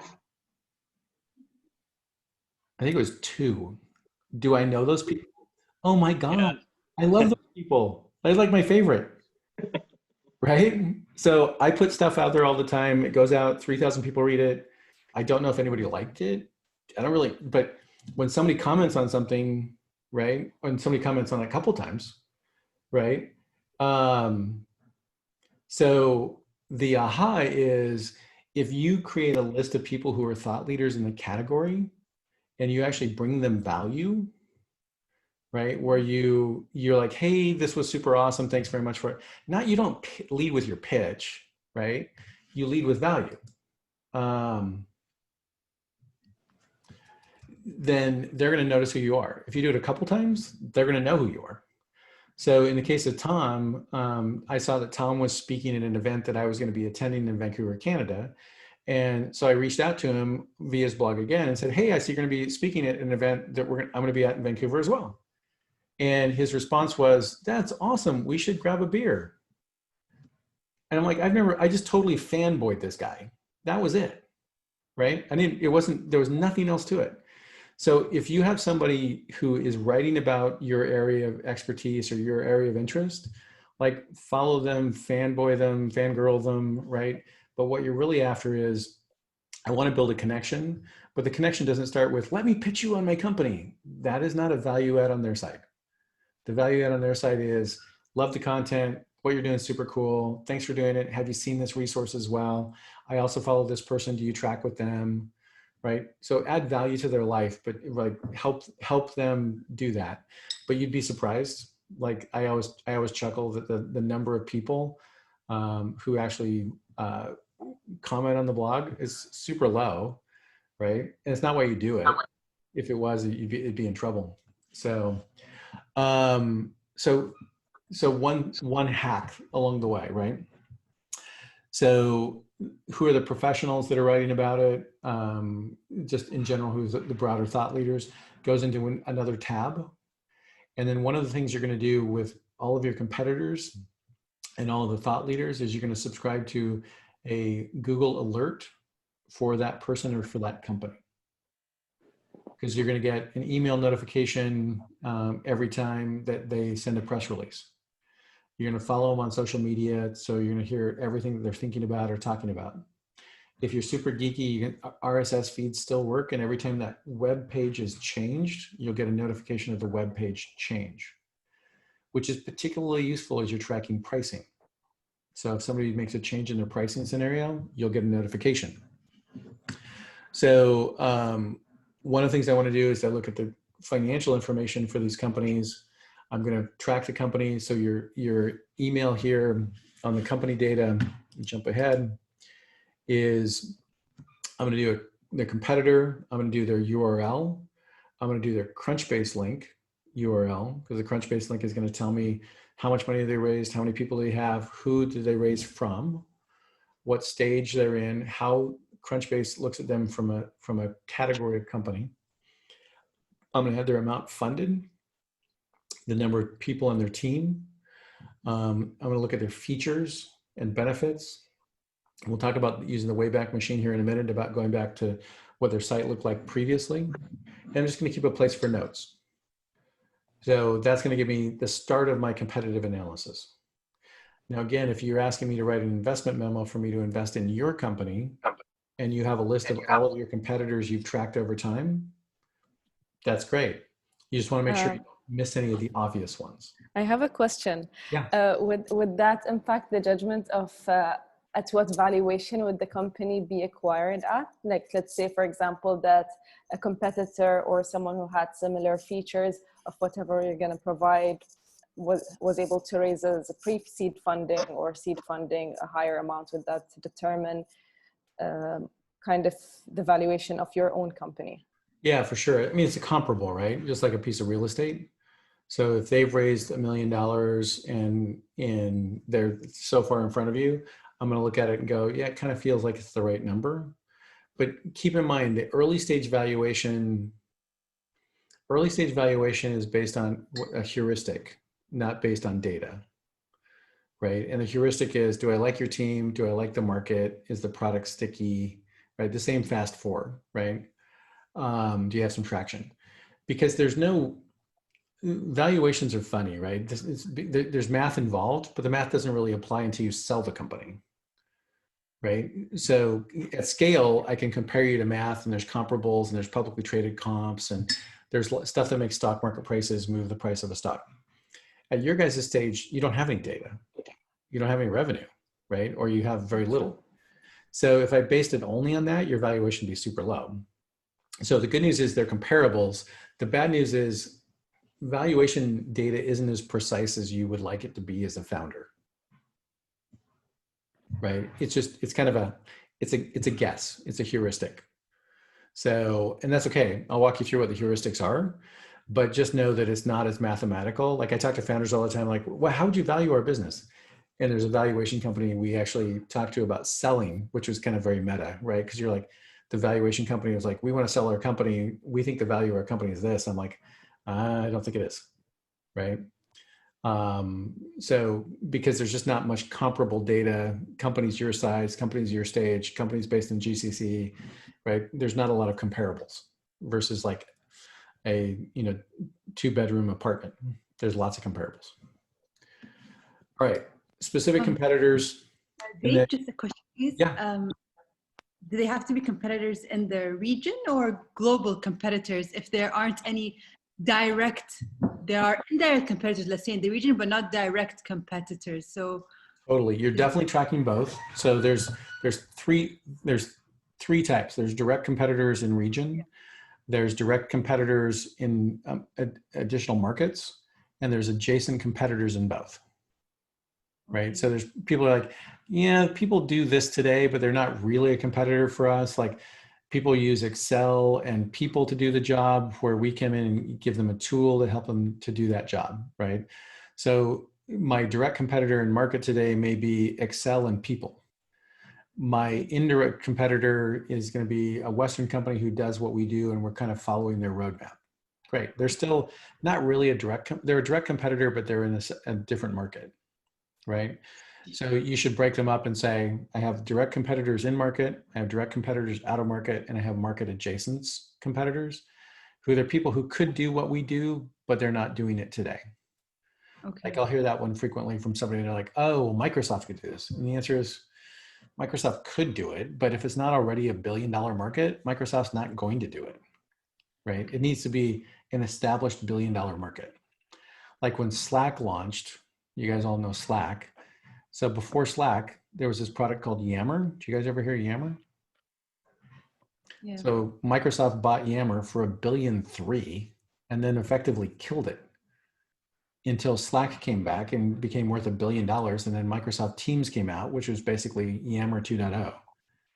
So if you're a big company like Microsoft, and again, you don't want to argue this with venture capitalists or in your investors, right? You want to basically be able to say like, until something's an existing $1 billion market, like Microsoft's not going to go after it. And the answer is pretty much they just buy you, right?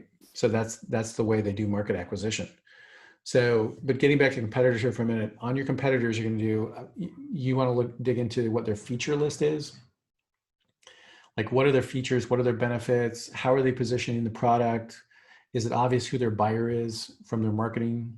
What are their product gaps? So in the case of Slack, right? Slack was like Yammer, but a better user experience. So I think you could make a case that says every time a big company buys another company, so there's a list on Wikipedia of every acquisition that Google has done or Microsoft has done. I think you could look at all of those and say, we're going to build one of those with a better user experience. And the answer would be not a bad theory, right? I'm going to look at their pricing. Have they done it based on per seat pricing? Have they based it per user pricing? Have they based it based on team pricing? I'm going to use all of that data because they have more research than you have and they have more people than you have. And that's going to inform my decision about how I look at pricing. I'm going to look at their target customer profile. There's some great sites that have, they have logos on them. Here's our customers. Here's our logos of our customers. I'm going to go after those customers first, for sure, because I want to know like, oh, why do you use them? Why do you love them? Do you use them in MENA? Oh, they're not in MENA. Oh, currency. Oh, they're not in Arabic. Okay, right. What you're after is like, where are the product gaps compared to what you're doing? Because you're then using that as to inform like, okay, we're going to launch in Arabic. We're going to launch in currency. These are the things we're going to do. And it's easy to point to a bigger outside competitor and say, hey, we're like those folks, but we're for MENA and GCC. So, Dave, yep. and for choosing a blue ocean strategy where we can't say we have no competitors, because again, it could be that an existing business could pivot or could kind of adapt to your strategy. But then if you're choosing, that would be very difficult for us to specify. Like there would be a lot of gaps that you'd specify. I'm not sure if you No, you're understood totally what I right. mean. So for everybody's context, a blue ocean strategy is we're going after a market that doesn't exist yet, or it's never been effectively monetized. It's a new and nascent market. Yes. Right. And if it is a nascent market you're going after, you have to tell the story of why you think you can get to that market in a reasonable time frame, and then use the customer development interview data to validate, excuse me, to validate that the customers have told you if you built this, they would buy it. Because you don't have as we get to market sizing, this is one of those two that can be confusing, is that if you're going after a brand new market, there's no data on it, right? And frankly, you should never pay $5,000 for a report on a particular piece of data, especially as a founder of a startup. One of the good news with that is from a research standpoint, if you find somebody who wrote a report, Gartner, Forrester, one of the big research firms, go directly to the researcher as the startup founder and say, hey, I'm a founder of a new company. We're in Bahrain, we're in MENA. And obviously we're super small as a founder, so we can't afford the report, but we're doing something super interesting in the market you haven't covered yet. The researcher's job is to identify new and interesting companies. So usually the trade-out is they'll give you the report for free if you keep them informed about what you're doing. Now, keep in mind, they typically charge companies like yours to write that report. So they may give it to you for free now, and they may get to know you over the next year or two, but at some point they're going to be like, and you can pay us to be written up in this report. That's how their business works, right?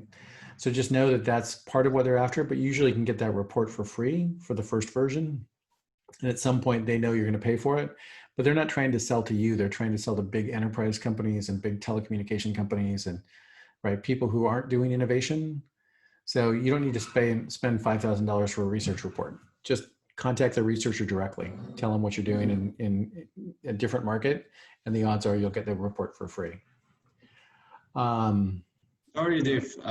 Just a quick question. Yeah. Can we deliberately build, as a founders, to build a company to bring the attention of a competitor to buy us out in the future in the span of 3 or 5 years? Totally. Working on building it and then bring the attention that you should buy us because we are eating from your market, but totally. In our region. Or you've launched a similar product in a market they're not in yet. That's totally a great strategy.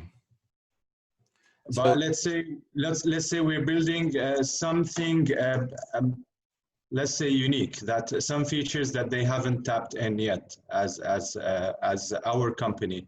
That could be a feature for them they could introduce, but we are introducing it in a completely different way. So is it a better strategy to build it and sell it out to them, or just to compete head to head with them? So a couple different vectors there to think about. One is there's the novelty of a new feature, right? So there's the feature and the novelty of it. There's slightly different things. Like how do you go to market with that is a novelty in marketing. The feature itself probably isn't difficult for them to knock off, but the novelty of go to market is probably unique. Or the fact that it works in MENA, but it may not work in the West, right? Or vice versa. So together, the enterprise value is what you're after in combination, right? It's revenue, it's customers, it's feature, and it's market access. So then a big company would come along and say, well, if it's just the feature, we can copy that. But if it's the feature plus customers, plus revenue, plus market access, we'd rather just buy you, right? Because my cost of going to market and building a new feature is relatively small. But my cost of building that feature, launching everything in Arabic, GCC from a currency perspective and GCC regulation perspective, cultural adherence and knowledge of the market, right? Marketing is a funny thing. it's very cultural, right? I have a friend here who his wife is Chinese, and we were, watching something on TV at one point. It was a laugh track, and she laughed because we laughed. And I'm like, did you get that joke? And she's like, oh no, I've just learned that if you guys laugh and there's a laugh track, I should laugh, right? But marketing is like comedy, right? It's just super hard to get the cultural nuance of it. So if you have those things together, Mohammed, you become super valuable to a company. Because the answer is, I can knock off your feature pretty easy. But currency, language, culture, marketing nuance, like all that, it's just easier to look at it and go, we could just buy you, we could make you a great offer, right? And that's where you get the biggest value as a company. So a lot of times I'll talk with companies, they're like, well, we have this patent, can you sell the patent? And the answer is, patent's really not worth much, right? It's like saying an idea by itself without execution isn't worth much, which is true. But in a, execution of a bad idea is bad too, right? So you have to, it's execution and a good idea, those things kind of go together. So maximizing your value is definitely the case. And I honestly look at, your guys' market. If I was a first-time founder in your guys' market, if one of you decides to kill your idea and go after a new idea, I'd be like, what market is really interesting where somebody's already raised $25 million, and I'm just going to follow their playbook and do that. And I think that's frankly a brilliant strategy. Again, it's cultural. Some countries you look at and people are like, oh, copycats are wrong, right? And other cultures are like, copycats are fine. I look at it and go, copycat's a playbook you can follow. Like, why wouldn't you follow it if you could? So, but I've sold 10 companies. So I'm very focused on the outcome, right? So specific competitors, again, you're gonna get your Google alert. And if you're super geeky about it, you can do an RSS feed, which tracks that particular page. Like I want to track their pricing page as an example. All right, getting data. This is one of the hard ones in that sometimes there's not much data available, and these are some super hack-oriented tasks you can do to get some of that data. You can use Google AdWords, put in the URL of that company, and it will tell you every AdWord they're currently buying. It will not tell you the price, but it will tell you all the AdWords that they're buying. You can right mouse click on the page and search for their metadata, which will tell you the header data, for example, is the information that if you were hovering above the tab on the Google taskbar, it will tell you what are the keywords. It's super limited. I think it's 164 characters that Google will index first. It says, if you look at my Dave Parker blog, it's like helping founders from startup to exit. So I've worked really hard on that particular key phrase. Each of the blog posts then has its own unique metadata. So it could be about founders, it could be about fundraising, it could be about product market fit, right? But each page is going to have its unique metadata. Companies that are bigger than you have already done all the research. So by right mouse clicking on the page, you can do a Command F or Control F, depending on if you're Windows or Apple, and search for metadata, and you can look at what their keywords and key phrases are. So Google AdWords is easiest. This is the right mouse click is a little bit geekier, but you can pull that data too. Grab all that data, put it in from the Google Sheet, right, into your keywords and phrases, and note which site that it came from as well. Because again, what you're after there is how do I go acquire these customers at reasonable economics? And at very least, you can start to index around what those key phrases are in English, convert them to Arabic. The nice thing about, when I did the Beirut program, they were chuckling about this SEO strategy, and they're like, in the US, it may take you in a year, 8 to 18 months to SEO something. In Lebanon, it takes you 30 to 45 days. But you're going to need multiple pages of content. So if your site today has only 4 pages or 5 pages, you're going to need lots of blog posts that will help Google and other sites basically index you higher as a credible site. And those key phrases end up being prompts for blog posts. If one of your strategies is SEO, then I would block your calendar on a weekly basis for at least twice a week to block out your calendar to write a blog post with whatever those prompts are from the keyword phrases The blog post has to be 600 words long for Google to value it as more than just a promotion piece, right? And I'll walk you through some hacks on the marketing side tomorrow on how to do that. But what you're after here is, if you have a 5-page website today, Google doesn't view you as credible. If you don't need to be 100 pages, but you need to be 25 to 50 thoughtful pages in blog posts. And you just need to block off 2 mornings a week or 2 after, whatever your most productive time is to do SEO content. SEO pays off for a lifetime, but you have to get the content up there. Paid search pays off today, but you have to continue to pay for it.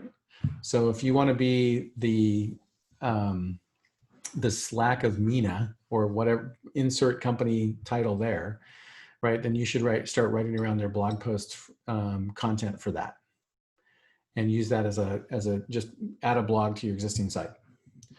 Some tools here. SEMrush is a great tool, and Topic Explorer at SEO Monitor is a great tool. SEMrush will allow you to track your percentage of traffic compared to your competitors.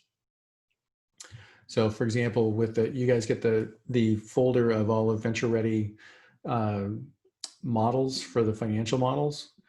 I sell them on a site called Venture Ready. Is basically a site that I sell those tools for $49, because if you're in my community, it's free, but if you're not in my community, you can pay for it. So I know that I get 2% of the global traffic around key search words and phrases, and I'm always looking at what are the key search words and phrases, and how do I get Venture Ready models to rank higher on that site. So an SEMrush will be there's a free version and a paid version, but it'll start to track, like, given competitive keywords, how do you track? So Topic Explorer at SEO Monitor allows you to track keywords and phrases. Again, you pulled them from your competitors, you can now track them, and it will tell you who gets the most traffic around those sites today, around those keywords today, based on geo. It'll also tell you what the paid traffic or paid search keywords are and the pay-per-click cost is around those search words. The meta here that I'm after for you is, what are the right words and phrases that you're trying to maximize for from an SEO perspective? Those become prompts for blog posts. And what are your competitors using to be found, right? So it doesn't have to do with what you think the positioning is. All of this data informs your value proposition, and it also informs your tagline, and it informs what you're going to do for your marketing effort. If your value proposition is wrong and your tagline and positioning is wrong, all of your marketing spend is wrong. So you have to get that right. And it's going to be a lot of A/B testing early on. So that's okay, right? I always tell people I have opinions about everything, but data is what matters. So that's why I'm a big tester on A/B testing. Google Keyword Tool, obviously, you can use for all of your competitors. And I would encourage you, I mean, doing this research down to this level is super helpful and will form your decisions. It takes you a ton of work, and it's going to take you past the 20th to do this. Just know that for today and for your deliverables, just start to get it down. Google Sheet, Google Doc, where you can track all of your competitors, subscribe to the either RSS or Google Alerts. And then from a social perspective, there's a product based here in Seattle called Rival IQ, and Rival IQ allows you to track what all of your competitors are doing on social media. So if your particular company uses social media, just know that the social media tool is there as well. Dave, just a question. I didn't get it when you said, so I'm just a bit confused about the RSS and Google Alerts. So can you just elaborate on that a little bit, please? Yeah, sure. So Google Alerts are the easiest way to do it. You can go to, I think it's just alerts.google.com. And you can subscribe to an alert anytime they send any news out. So it could be a press release, it could be a new customer notification, it could be a trade show that they're doing. And so Google Alert is super easy to do. It's not technical at all. So we just write in the company's name or their URL? Yep. Okay. Yeah, you can put in the company name or the company URL or the executive name or the venture capitalist. So what I'm after is I want to know kind of what's going on in this whole ecosystem of what they're doing. So it could be, So like, give you an example, Dave Parker was a famous baseball player in the US. So I have a Google alert set up for Dave Parker minus baseball, right? Because I don't want to, like, I actually met him at one point. He's this huge guy, like 6'8", right? And he has Parkinson's disease. He's retired now, but from a social perspective, he indexes super high on social media compared to me. Now, LinkedIn perspective, and if you do Dave Parker startup, I'm everywhere, right? But I can't compete against him for that. So, or in New Zealand, there's a Dave Parker who's a government official. So if I'm doing a search for me, I also have negative keywords like minus New Zealand, right? Because I'm curious what he's doing in New Zealand, but I don't really care, right? So the same thing is true as you're looking at companies and competitors. I want to know the company name, and it may be a minus something if I don't want that negative information, or it may be an investor, like their biggest investor is Sequoia. So I want to track what Sequoia is doing, right? And then I'm going to get a daily alert, or it's basically a real-time alert. Anything, something comes up in Google for that name, I get an alert. So, and then RSS is a geekier version. So if you're not very technical, you need an RSS reader, which you can still get, right? But so there's a company that Google bought called FeedBurner. The FeedBurner tool is still available for Google. I can actually subscribe to any updates on a particular page of that competitor. So I can go to that competitor's page, I can appoint an RSS reader to it, and if they change their price, I get a notification. Oh, very cool. Okay. So it's geekier because it's not a super simple tool to use compared to Google Alerts. But if I want to know if their pricing changes, it's super useful for me, right? And we appoint an RSS reader on that. What's that? We appoint an RSS reader on that website. So we go to their website and then we just yeah, so go to FeedBurner. You could download FeedBurner, subscribe to it, and then you point it to a specific page. Like it won't tell you. You don't want to point it the whole site, because anytime they have a site refresh of any kind, you'll get a notification. You don't really want that. You just want to point it at like pricing pages or things like that, product pages. Okay. Yeah. Thanks. Yeah, of course. There's some hacks there to help you like get notifications, because if you're going into an investor meeting and you're like, yeah, so-and-so, and you're like, oh yeah, they just got acquired. You're like, I should have known that. That's a good thing to get a Google alert about. All right, so getting data, there's a couple hacks to get to it. Who's tried this before? So it has an analyst written about it, has somebody else covered it. So one of the things you're gonna do in your Google Doc is you're gonna end up with historic references for these types of companies have either had successes or failures. One of the things you can do is the Wayback Machine. So the Wayback Machine is the Internet Archive. So it's a little bit like Wikipedia, throw them $10 a year as well, because they're a nonprofit. And you basically can go back to your competitors and put in their information in the Wayback Machine, and it will take you back to every cached page from history. So like my first site from my first company is historically there. So I can go back and look at when this company launched, my competitor, what features did they launch with, right? What product pricing was there? Because it will give you the cached pages from those companies from when they launched. And you can look at them quarterly, annually, monthly, whatever is the right frequency, depending on how long they've been around. But it at least gives you a way to look back. And where that's most useful to me at the stage you guys are at is, how did they originally position their product? How did their product change over time? What features did they launch with? What were the major feature changes? When they changed prices, did that go with a product release, right? Or how did they change their prices? Or how did they tier their prices? So for example, all that data is just available there, and you can go back and look at it. If you're doing one of the copycat examples I talked about before, this basically is a playbook of how the company launched and scaled. Like, it's the roadmap of what to do. So don't underestimate that. And it's going to have things like blog posts and customer announcements and venture investment announcements. And the fact that you can follow a playbook, that's super cool. So you can go back to the Wayback Machine to do that.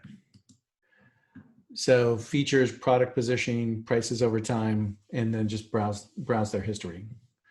So I've definitely found some interesting things there about the complexity of pricing as an example. So if you've used HubSpot, I don't know if you guys know HubSpot at all, but HubSpot's pricing at one point, now it's fairly simple. It's like, well, fairly simple. Theirs at one point looked like a Google spreadsheet with all of these options and all of these levels and all of these tiers. And you're like, oh my God, it's just an eye chart. But they basically did a quarterly analysis of all their pricing to figure out what was the right customer pricing. Sometimes they changed the pricing, sometimes they wouldn't, but they were using that as a way to gather customer feedback.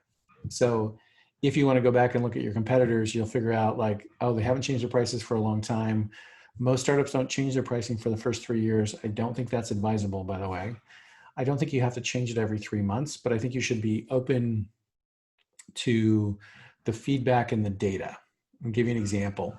I mentioned my son's getting married. I could show you a picture of what he looked like when he was 2. It would be true, but it wouldn't be accurate because he's 27.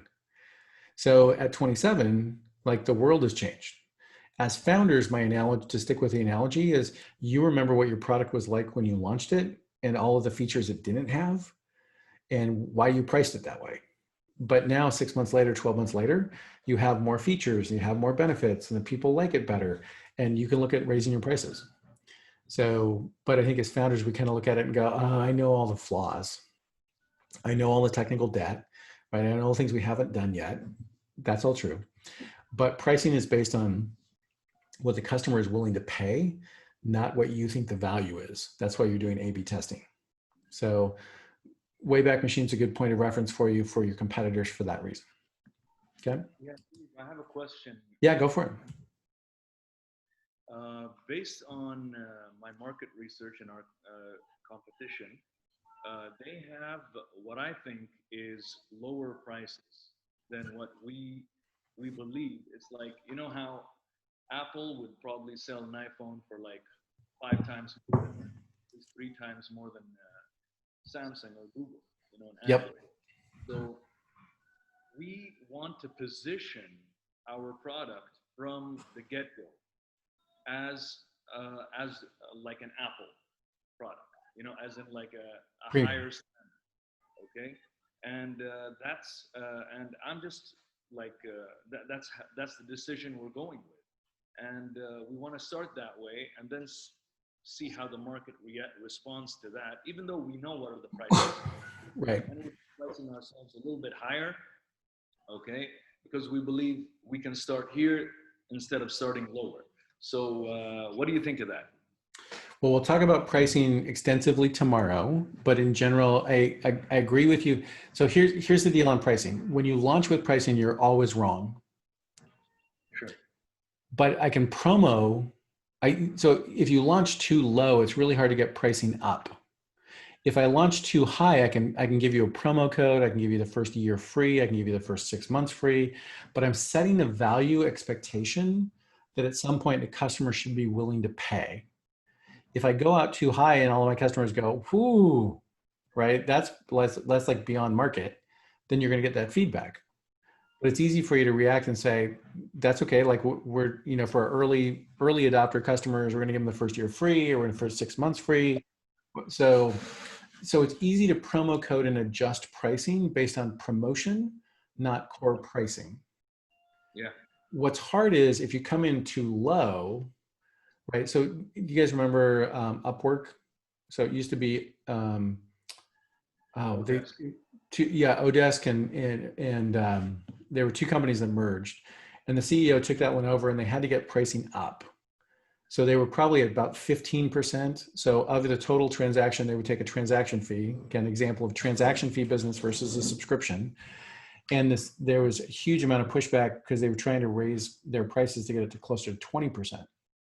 So the business model there, by the way, is called marketplace. We'll talk about that one in detail tomorrow as well. But a marketplace takes a transaction fee, not a subscription fee. So Dave may do 4 of those things a year, right? But it's not annual, or it's not monthly recurring or annual recurring revenue. So they had to get from 15 to 20. Almost all marketplaces that are below 20% are already at scale. So if you go out with a marketplace and you're not at scale, you have to keep your margins up, right? Because you have to acquire customers in the form of sellers and customers in the form of buyers. So you have two economics you have to manage. It's two funnels in your marketing funnel. So start high, premium, super premium, provide a promotion or a time-based discount if you're B2B, or you can do a freemium. Typically freemium doesn't work at the stage you guys are at, because if you de-feature the product you're shipping, you don't have a product, right? You can't, like, you're slightly better than an MVP. So if you take a feature out, people are like, that was the most valuable piece of the product. I can't take a feature out, right? So early stages, position high, do promo codes or discounts, but don't position too low, because there's just not more room to go. You can't, you're flying low and fast over the trees, right? If you price too low. Okay. More on pricing tomorrow for sure, but this is a great question. Thanks, Mohammed. Okay, other questions about research before we move on to markets, or competitive analysis before we move on to markets? Your outcome of this one, this one's kind of squishy because you're never gonna stop working on this one. Like you show. I have a question. Yeah. So basically, from an outsider perspective, it may look bad on with the idea that I have, but when it comes to application, it's different. So basically, I've noticed that a lot of the people who tried to put to come up with a product similar to what I'm trying to come up with have either discontinued or their application is not very active. I have identified the reasons why, and one of the main, but because I've done analysis, and then I've noticed that there is a demand for such product. So one of it, I think, so I'm just trying to narrow down in terms of, would I consider those as competitors if they are not very active, they're not very active in the market, or they still exist, but their applications have not been updated? Would those be competitors or not?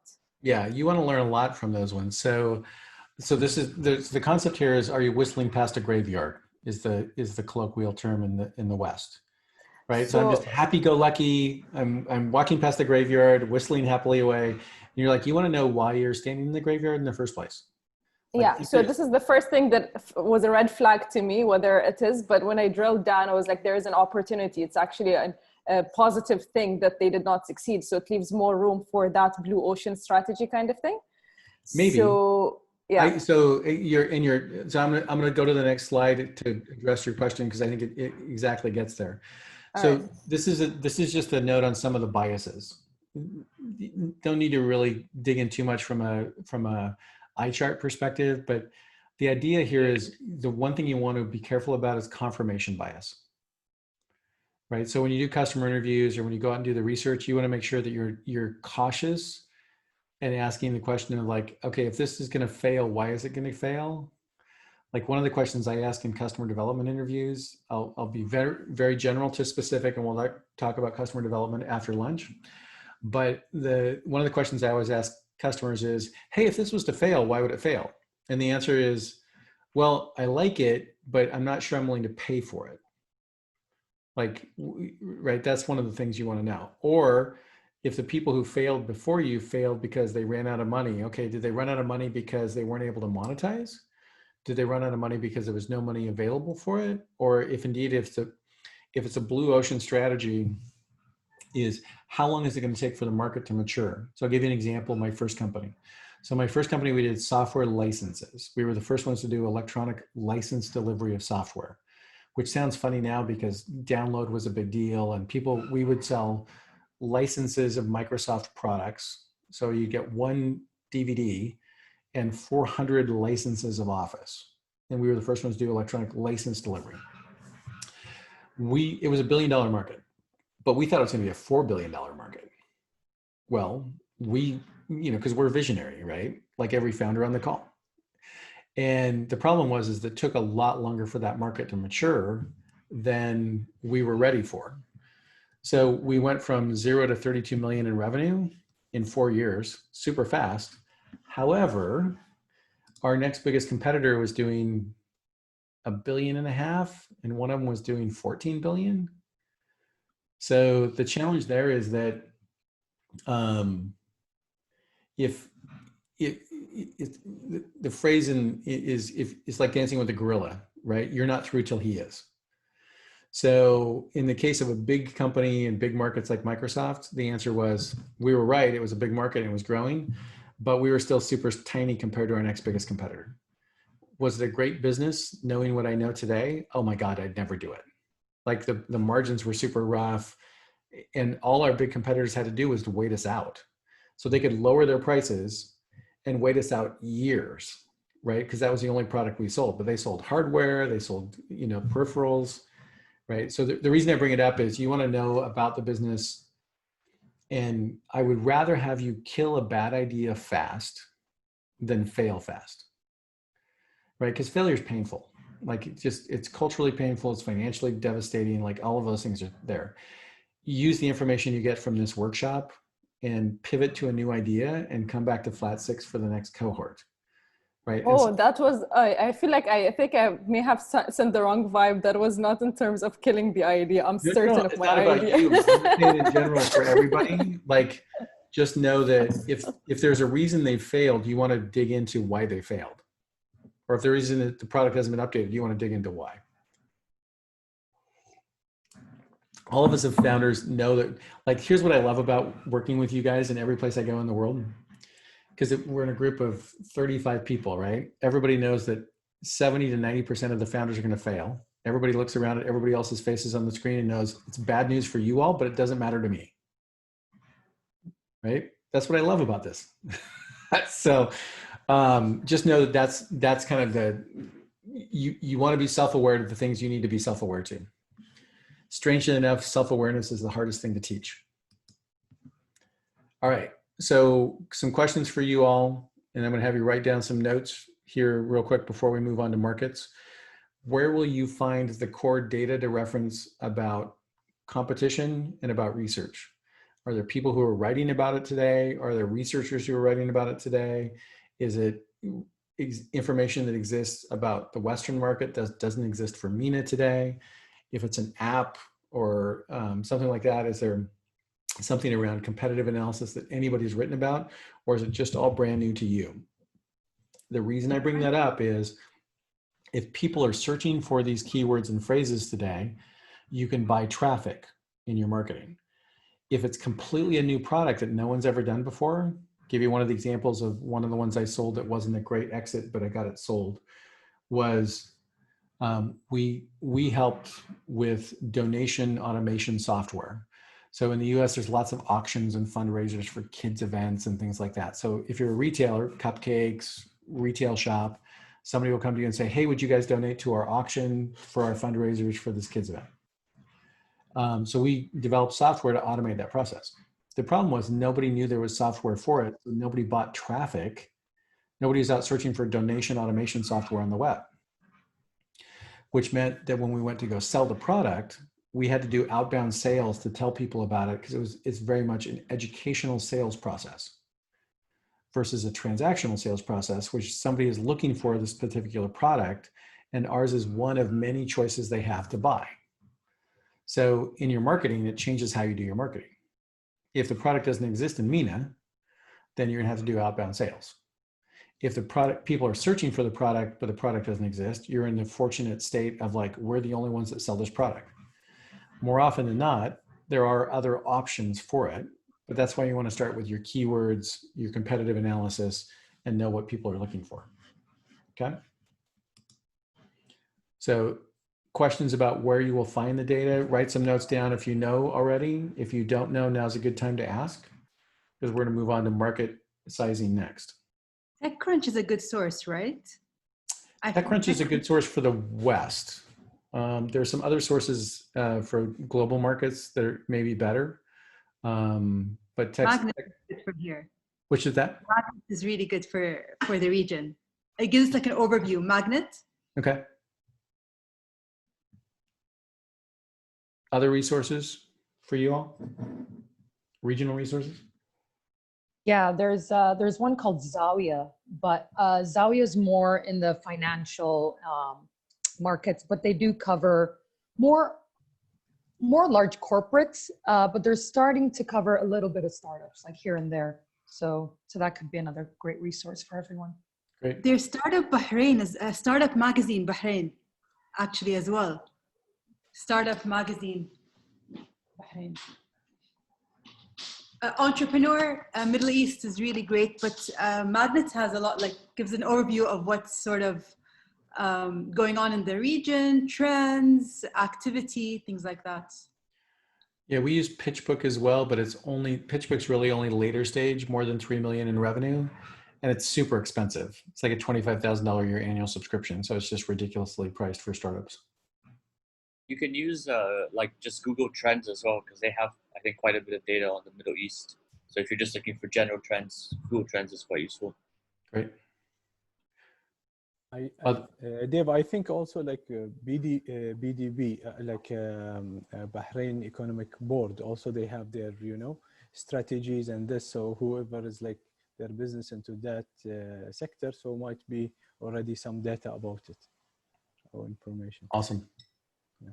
Yeah, I was just going to say you can check the Ministry of Industry and Commerce website for local information about the size of the market and this sort of stuff. You can check the Sijili website, the commercial registrations, just to know how many other businesses, similar businesses there are like that.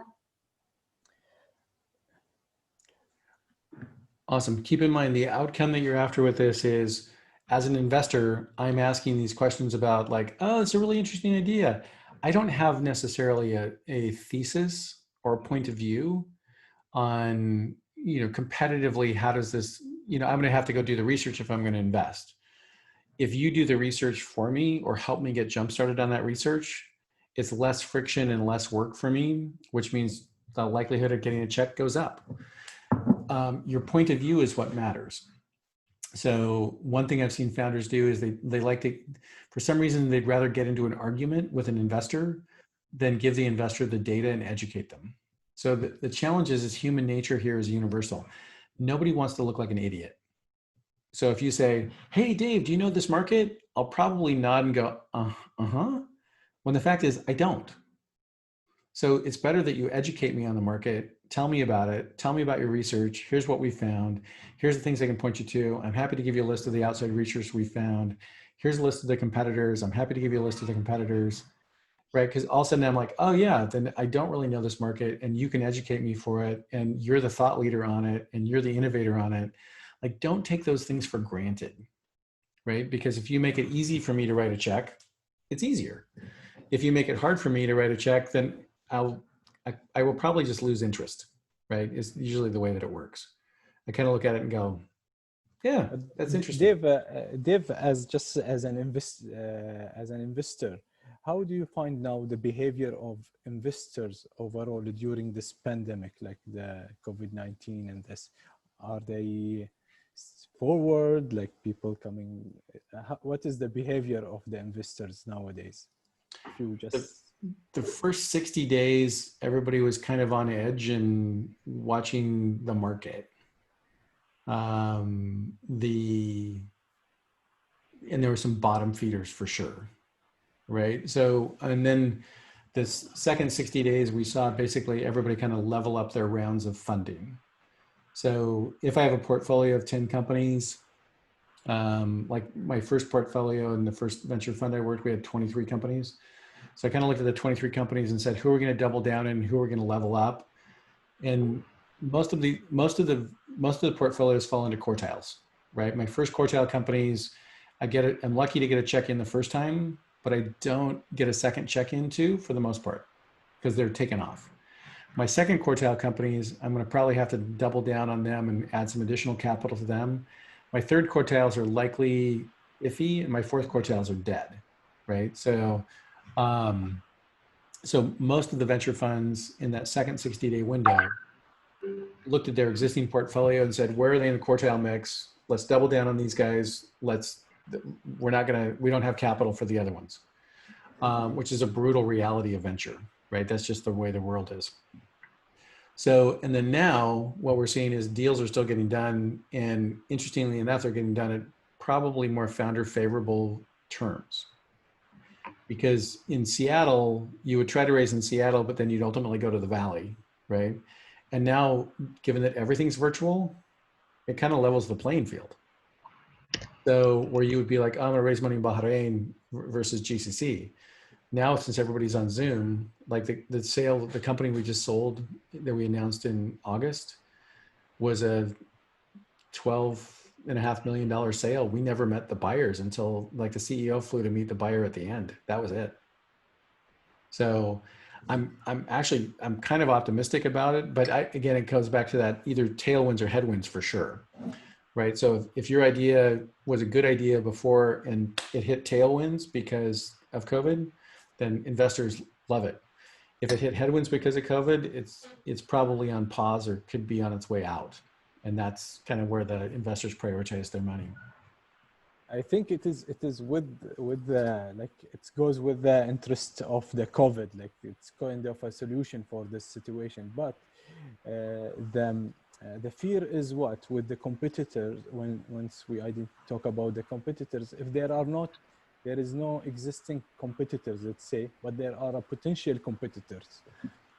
Once this idea is revealed or shared, then you might think, okay, what is the right time to put it there, put it in the track?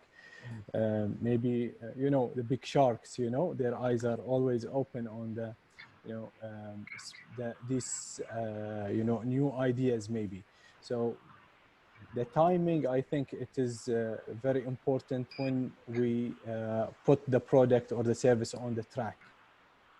Yeah, you guys have speed and agility, right? So I mean, the whole benefit of a startup, and that's why I like the you know, both the copycat and the new ideas both, is that if you have knowledge of the customer and you have a compassionate passion about the customer, because big companies don't, right? Big companies have two things you don't have, right? They have revenue and they have capital, but they don't have the ability to act quickly and be nimble.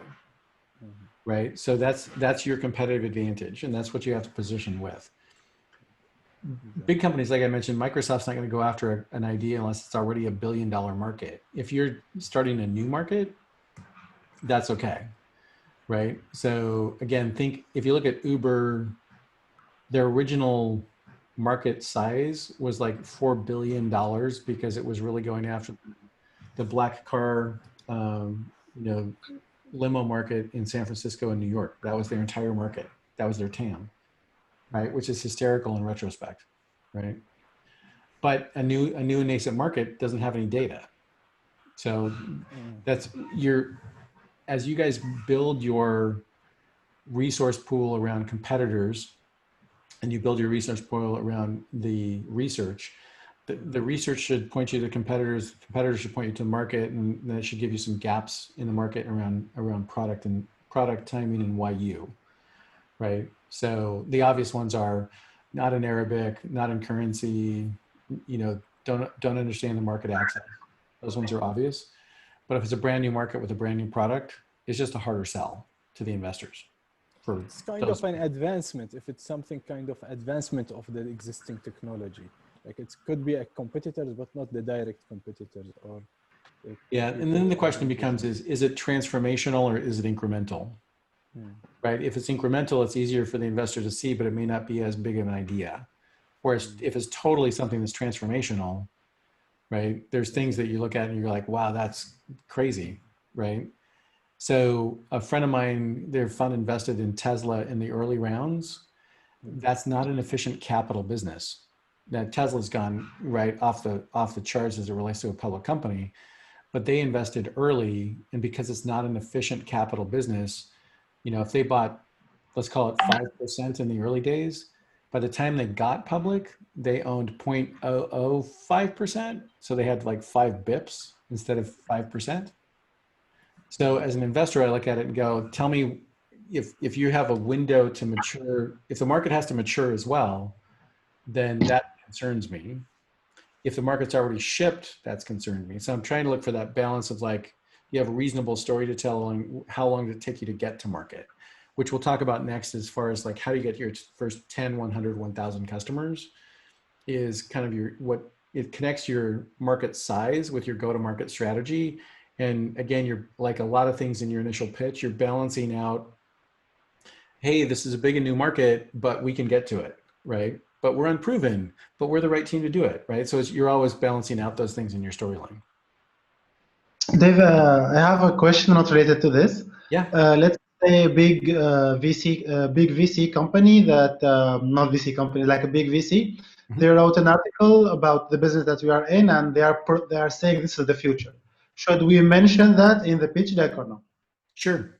See, again, you're looking for social proof, right? Everything that you're doing in your research and your competitive analysis is pointing to social proof that helps you understand, like, oh, this is somebody else is thinking about it. So in the venture world, we call that having a thesis, right? So if I'm going to go out and raise money from this group of people to become my limited partners, if I'm a venture capitalist, I raise money as well, right? For the most part.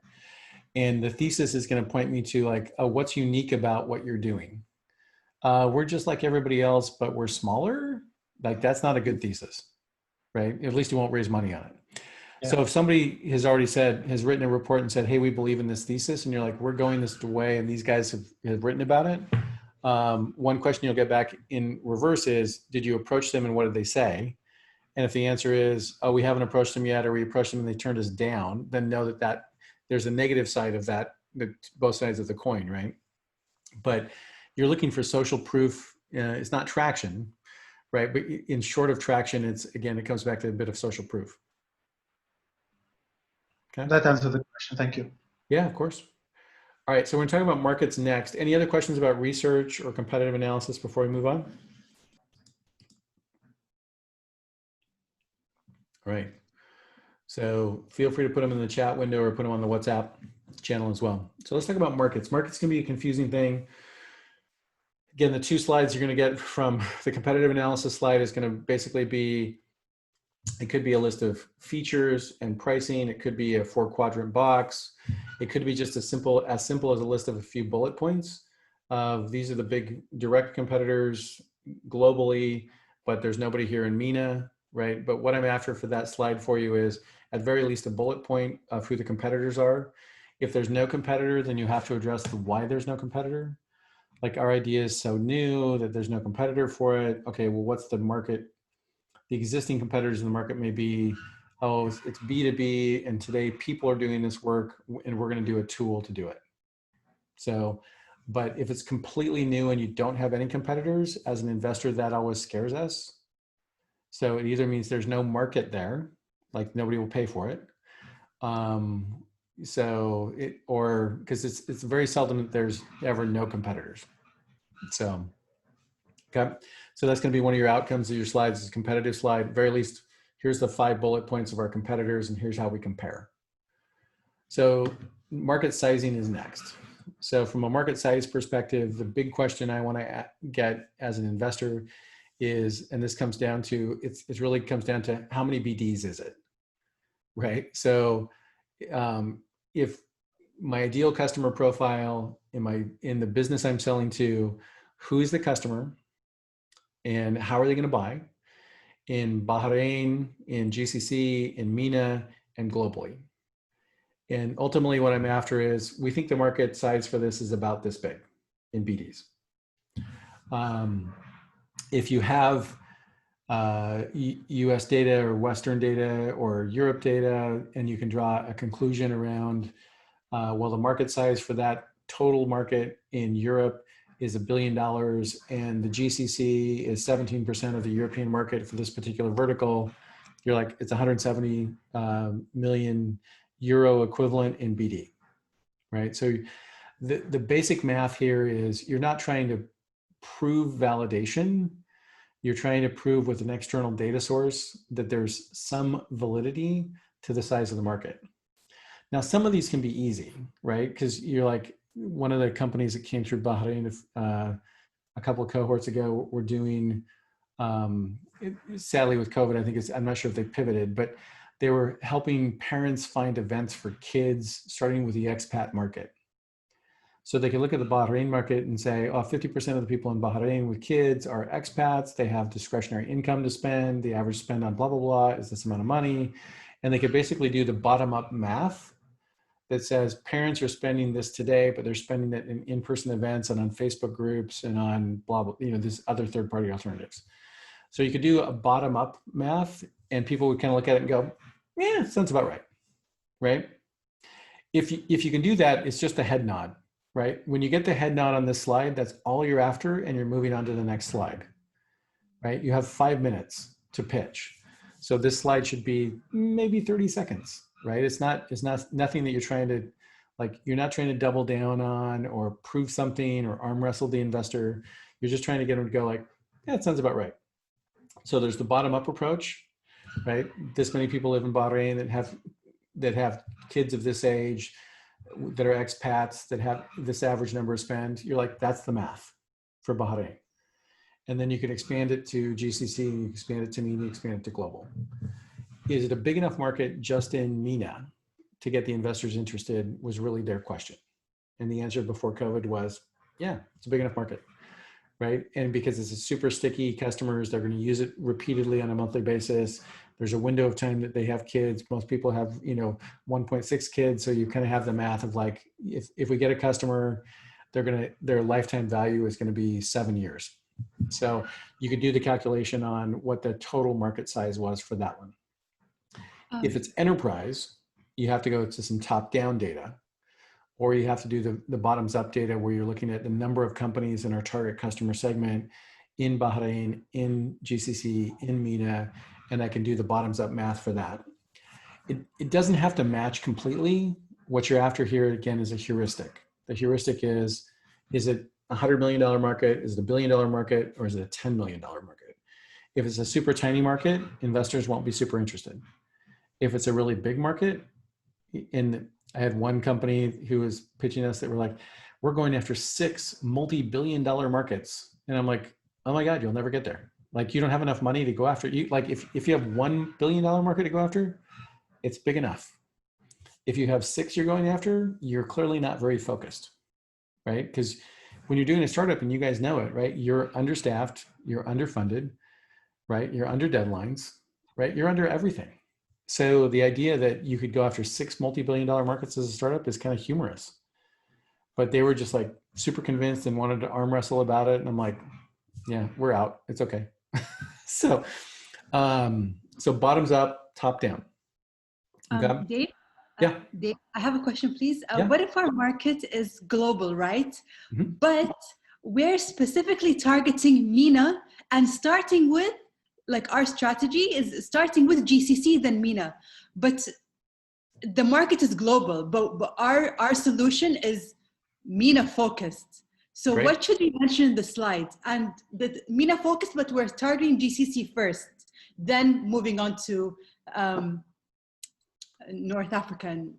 Yeah, totally. So, and we'll talk about that in the 10, 100, 1000s. So you're balancing your message here again, launch and scale.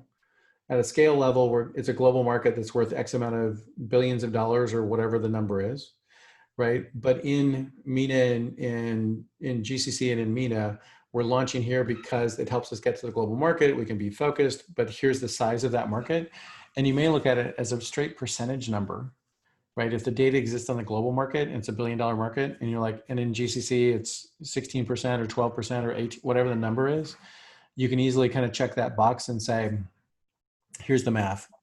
So the way that slide would look would be, my total addressable market is this big based on this data, and MENA is this wedge, right, based on our launch market. And that may be as simple as your slide needs to be, right? Okay.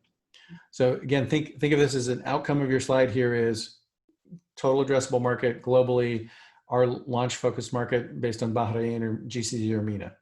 Totally fine. From the ideal customer profile standpoint, if it's back in the business to consumer market that I was referencing with the product that was focused on parents, it could be what are the profile, what are the demographics, what are their average spend, what's their average income. That's all demographic information you can find. Multiply it times the number of people. If it's B2B, could be we're selling to telecommunications companies or multinational companies. This is again, if the data doesn't exist, you can do the bottoms up version that you're just trying to get the bottoms up math. Okay. So if we know, for example, that our target audience, let's say, are millennials, and we know their average yearly spend, then we can just multiply that by how many millennials fit that sort of, let's say, specific sort of like overweight or whatever in the region, and that would be the market that we're strategically addressing first. That would be your right? total addressable market. So in your case, because I see you have nutrition or NutriBox in your profile, so my guess you're on. I would then narrow it down to people who value nutrition. Yeah.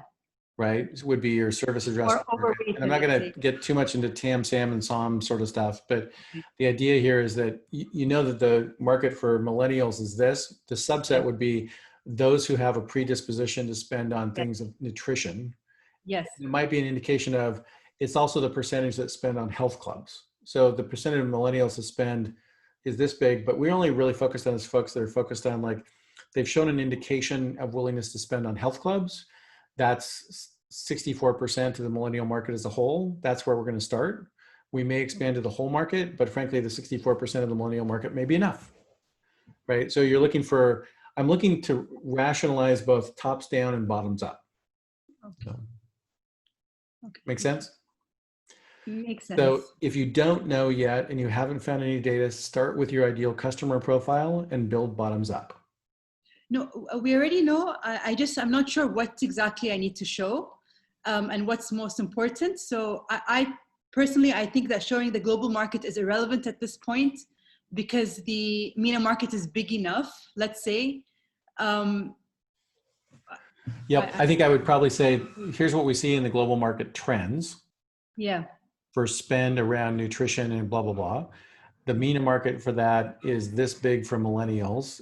And about this percentage of these millennials use health clubs today or pay for health clubs. So they're showing a willingness to buy around nutrition based on their other buying trends.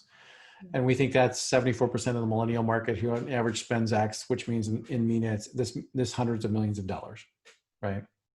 Thank you. Okay. Again, this is always the one that's the most, these two topics are the most painful for me. Research and competitive analysis is the most useful for you. Market sizing helps bridge between you and the investor. But if you do this slide well, it's 20 seconds and you've moved on to the next slide, right? So, and the outcome of this slide should be either a few bullet points that says the global market spend for this thing is X and MENA is Y. Or the bottoms up version is there's this many people in Bahrain who would spend on average for this, and we built it because there's no global data for it. Okay, so that's ideal customer profile. So I want to touch on total addressable market, mostly because I want you to think global, but launch local, right? But again, this is background for your slide, doesn't go into the slide. And then, because most people think about their local market first and don't necessarily think about the global market. If your product is successful in Bahrain and in GCC, is it something that could go global or not? Because it changes the investor profile. Like, I'm super excited about this one because they're going to go global. Or if it's something that's like, oh, they're doing a copycat of a company that already exists, which means so give you the perspective on the US market as a US investor. If you were a super successful startup in the US, I would be like, don't focus on global markets. Like, the US market's big enough, own this market here before you go globally. Which, if you're in MENA, means you have 6 to 7 years before they even think about coming to MENA, which isn't bad. Like, it's a great window to go build a company. So, so there, again, here is just how to calculate it, bottoms up versus top down. We've already covered. There's this concept of service addressable market. It's who could buy today in your currency, in your language. So if you think about this as the smaller subset of the global market, it just says we're not trying to sell to everybody because we're selling in BDs and our site's only in Arabic, right? And you're like, so that it takes the global market down here. You're like, we're gonna launch here first, and then we're going to convert to English and Shopify and dollars and euros and right. But again, this is the global market may be $1 trillion for something, but that's not what you're after. What you're after here is some relevant data about how you're going to get to market. Okay. Your launch market is that given those overall acronym soup of market sizing, how are you going to go to market? So who can buy with the features you have today and the currency you have today. And so if you have an MVP and that's going to be required, it may be like, oh, it only works within companies that are already using Salesforce, right? So one of the companies I'm on the board of does time-based email delivery. And they found that ultimately the companies who use Salesforce Marketing Cloud are their best customers because they have all the features they need to have before they buy their product. So it wasn't the original plan, just happened to be the way the market matured, right? So who can buy the product today with the way that you're selling it, in the markets that you're selling it, in the tools that so we're selling it via Shopify, we're selling it via WooCommerce. Who can buy for those tools? And then what features do you need to get past launch and get into pricing increases? So again, that comes down to your product roadmap. We're going to talk more about in a couple days. But I want you to be thinking about it as it relates to, you're taking all of this data from customers and market sizing, and you're making some opinions about, oh, our next feature should be this, and our next price increase should be that. Okay. All right. 10, 100, 1,000 customers. This is just for those of you who don't come from a sales background. I want to give you some reality around how this is going to work. How many of you are B2B? Business to business? Okay. How many are B2C? How many of you don't know yet? It's okay. Okay. All right. So from a 10, 100, 1,000 perspective, the idea here is at scale, you're going to have a sales team and a sales organization or a marketing organization. But at launch, it's you. Like you are the salesperson. So the first 10 customers are really about your relationships and your ability to convince people that they should buy your product. So which skews your data about your sales expense because you're paying yourself under market. It's going to be 25 to 50% of your time, which means if we paid you market rates, right, and we wanted to hire a salesperson to replace you, it would be expensive. So consequently, your initial sales expenses may be like 10% of your budget, when the fact is it should probably be 30% or more of your budget if you're selling enterprise. It could go to 60% of your budget on the sales on an enterprise side. So you need to have a plan for your first 10, your first 100, and your first 1,000. At 1,000, it's relatively easy, right? You're gonna have a sales organization, inside, outside sales, however they're gonna work. You have a sales organization, a plan, a compensation plan, et cetera. So how do you get there? So today at the first 10, the answer is it's you, it's your co-founder, it's kind of hand-to-hand combat, right? It's like we gotta call people, we gotta write people, we gotta email people, we gotta cold email people, like, but you need to have a plan for how you get your first 10. If you're business to consumer, it's about relationships and networks.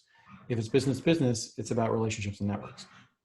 So I just want you to give some thought to your go-to-market, because if you don't have traction yet and you don't have customers yet, one of the things you're going to get in this program in the first 90 days or 120 days is they're going to push really hard using the cash that you get from this program to get you to your first 10 customers.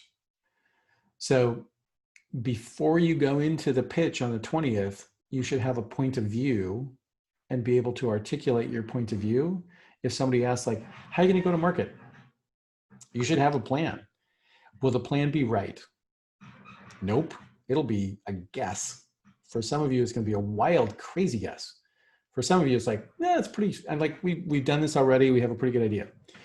But your answer, if you want to get in the program, should not be, well, we're going to get your money first and then we're going to figure it out. That's not the answer. The answer should be, we have a plan. Here's how we're going to spend the first of the money. Here's our marketing plan. So we'll talk more about your sales and marketing plan in detail tomorrow.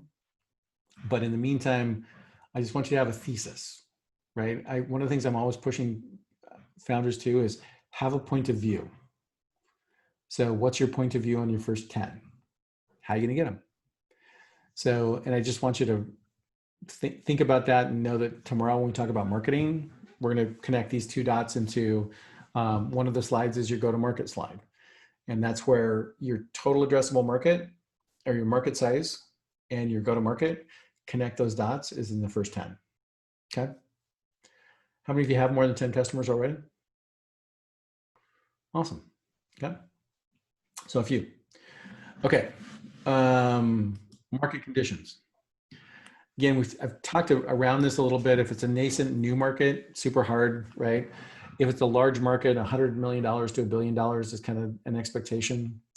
And then, overall small markets are rough, right? It's just like it's hard because you don't have a lot of choices in small markets, and you don't have a lot of, there's not a lot of opportunities to go back and get that first 10 customers again. So just know that what investors are looking for, what the team at Flat6 is looking for is, tell me a story around the size of the market that kind of rationalizes and makes some sense. Put a finer point on it around who the customer is, who the buyer is, and who the user is. So if you're, some of you will be like, I'm B2B to C. You're B2B and the user is a customer. So in the case of Facebook, right, anytime somebody gets a product for free, you're the product. That used to be hard to explain until Facebook sold all of our data. And now everybody's like, oh, I get it, right? So the question here is, how do you monetize? So if you get users and you get users for free and all of that stuff, that's all good. At some point, you're going to have to monetize and have a strategy for it. Again, we'll talk about 14 revenue models tomorrow. Advertising is a good revenue model, but you need 1 million unique users a month before advertising kicks in to be a useful model. So the question is either, how do I get to 1 million users faster so I can monetize? Or can I monetize with them before that so that I don't have to? So just know that that's your balance, right? You're trying to figure out, can I monetize before? Advertising works great. Advertising is a model that works at scale. Advertising doesn't work at launch. So I have 3,000 users a month on my website. Could I monetize them via advertising? Yeah, for $17 maybe. It doesn't get there, right? The CPM rate there has to be a challenge. So just know that that's what I'm going to look at from a revenue perspective. Who pays the bill and who's the user? So if I'm a company and I pay the bill, but the IT manager is the user, I have to address both of those things in my marketing.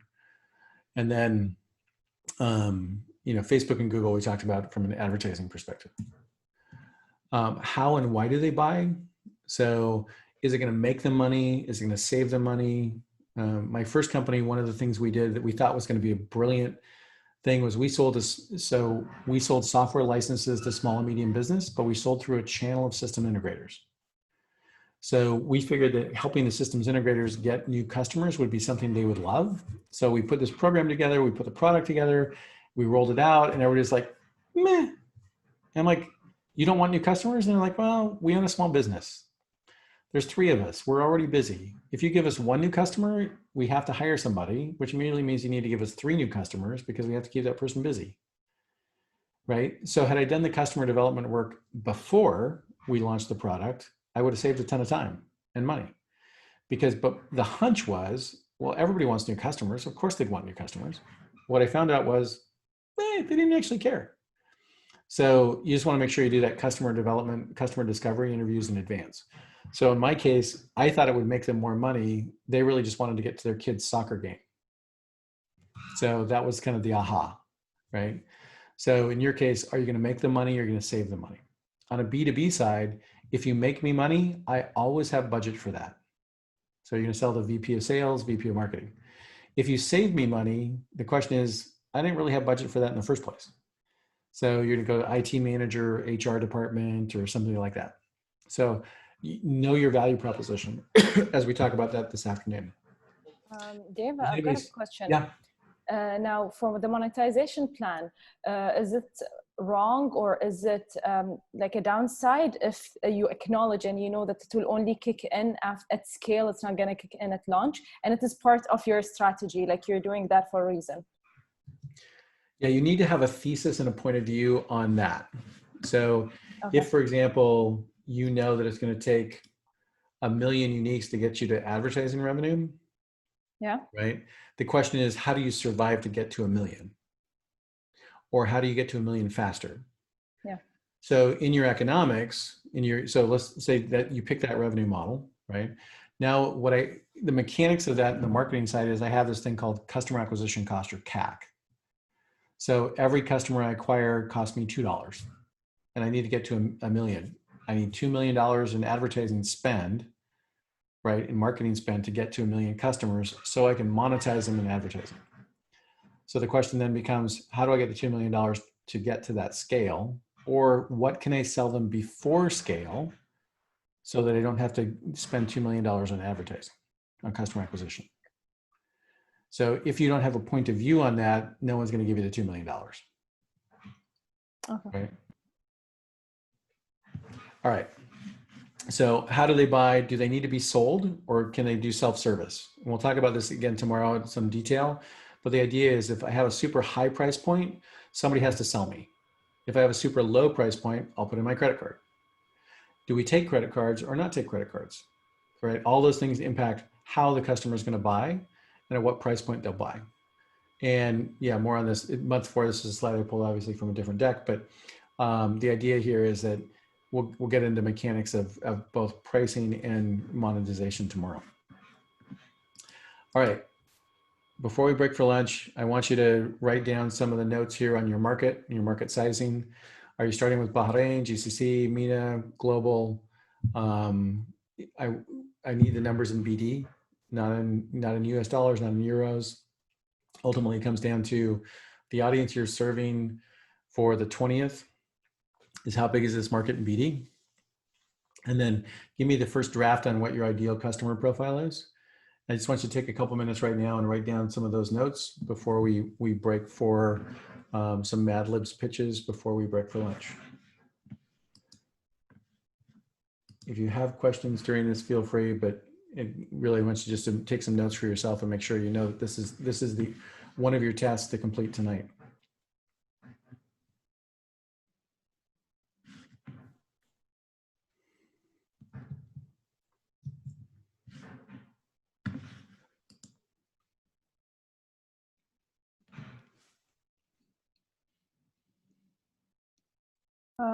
And if it's okay to have a hybrid model, right, for the ICP?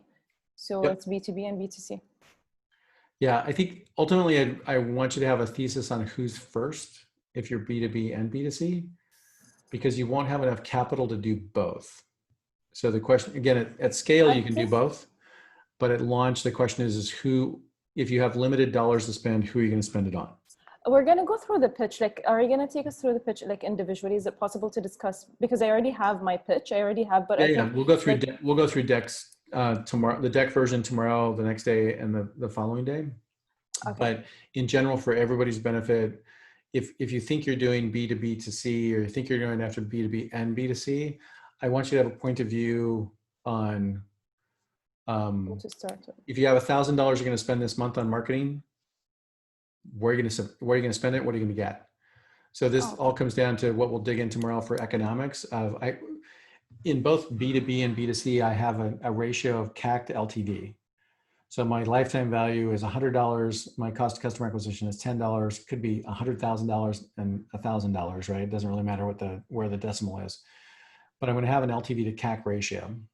In B2C, that LTV to CAC ratio is going to be 10 or higher, or trending towards 10 or higher. So I'm going to spend $100 to get a $1,000 customer. In B2B, it's going to be 5 or higher, because typically in B2B, my average revenue per user is going to be higher. If your LTV to CAC ratio is 1, then there's nowhere to go, right? So again, you don't need to have an answer to it yet. I know most of you don't have the data on it yet. I'm just letting you know that when you come out of this program and you go to demo day, you're going to need to have some data to go get investor capital around what your reasonable economics are, right? Which is LTV to CAC ratio is the universal one. You make, ultimately, some of the data I'm going to give you is heuristic data, and it's good prescriptive stuff to start with. You may find a unique, you're tracking a specific unique metric to your business. Most of the time, they're not unique. Most of the time, they're universal. So, all right. So I'm going to go to a Mad Libs version. This is when we go to breaks from now on, and I'm going to ask you guys to follow this prompt, mostly because we have 20 plus teams on this. And if you don't follow the prompt, I can't get through all of the teams and give everybody feedback. So, so I'm going to ask you to follow this prompt, not go off script. If you go off script, I will interrupt you. I had this happen, a really funny version. Like we did this in person for 4 cohorts in Seattle. And so I told everybody, I'm like, follow the prompt. I'm gonna give you the microphone. If you don't follow the prompt, I'm gonna take the microphone away. And the guy took the microphone and said, imagine a world where, and I took the microphone away, and then he was pissed and upset about it. And then he showed up in a different event that I was running for an angel funding event. He's like, I don't know if you remember me. And I'm like, oh yeah, I remember you. And he's like, you really upset me. I'm like, follow the damn prompt. Like, follow the prompt. It's okay. So what I'm after, so I can get through everybody's, is before we go to break, I'm gonna take a few of you to go through the prompt. I'll give you some feedback on, this is what I'm thinking when you finish the prompt. And then as we get into tomorrow afternoon, we'll start to use decks. The next afternoon, everybody will be on a deck. The following afternoon, we'll go through all of your decks, and you guys will get to hear the feedback. So I try to keep my feedback at a generic level that benefits everybody. If I have specific, I'll comment on that as well, but I'm trying to give you general feedback that has the benefit for everybody. So with that, who wants to go first? Go for it. My gold, this is my gold version. My gold suit, go with that. Okay, Dave, do you want us to do this right now? Yeah. Like we go on break? Yep, go. We're gonna do it right now before we go on break. Okay, just a quick one. Yep. We do B2C and B2B, but we're doing B2C first. Do you want us to answer both problems, or do you want us to answer one, just the first problem we're gonna solve? Answer the first one. You say in a 4 or 5 minute pitch. Do you say we have 4 minutes or 5 minutes for you guys on the 20th? 5 minutes. Okay. 5 minutes. So what you're balancing out, Mohammed, is our launch strategy looks like this, our vision looks like this. So you have to tell me both of those stories, Sure. right? With my launch, with a practical version of why we're launching here. So not in the Mad Libs pitch, in the Mad Libs pitch 1, right? Because what you want to have people go like, oh yeah, that's Mohammed. He's doing this company that does blah. Right? Yeah. You want people to go like, that's the company that does this. Yes. Do I need to get my vision out in the Mad Libs pitch? No. I'm just trying to get a starting point that says, does that make sense? Right? All right. So Michael Suk, go for it. Hang on, I can't, this is covering. Okay. All right. Hi, everyone. My name is Amy, and my company is My Gold Souk. The problem that we're trying to solve is twofold. One is that the Gold Souk itself is not a pleasant shopping experience. There's no parking, it's crowded, all of that. And on the other side, the gold vendors in the souk are not tech savvy enough to get in on the whole online revolution. They've barely figured out Instagram. And so we have created this portal. It's an online shopping portal to connect customers with vendors in the gold souk. We make money by taking 30% of the jeweler's profit. So not the gold, not the craftsmanship, but just the jeweler's profit. And our team is the right team because this has been my family business here in Bahrain since the 1930s. So my father and his father and his father all had shops in the gold souk in Manama.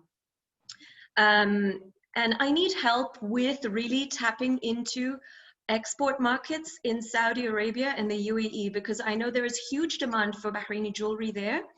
What I really want is to find retailers there that will stock our stuff there wholesale in their shops as a Bahrain collection. Nice. Well done. The only thing I would change about your pitch is that you're a marketplace versus a portal. So your economic model is a marketplace, which is you're recruiting sellers and you're recruiting buyers, and you're taking a transaction fee. Yeah. At some point, you may be charging a subscription to the sellers on a monthly basis as well. But right now, you're just a marketplace, and a marketplace model is well known, obviously. And you're just bringing that marketplace online, and people will be like, "Oh yeah, you're a marketplace." So it'll save a little bit of fewer words versus more words. But other than that, great initial pitch. All right, who's next? Can I go next? Go for it. Oops.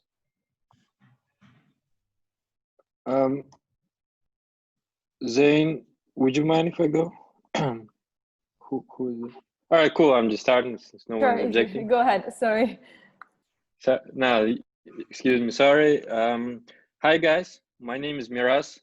In my company, Essential Technologies, solves the problem of cheating during the online exams.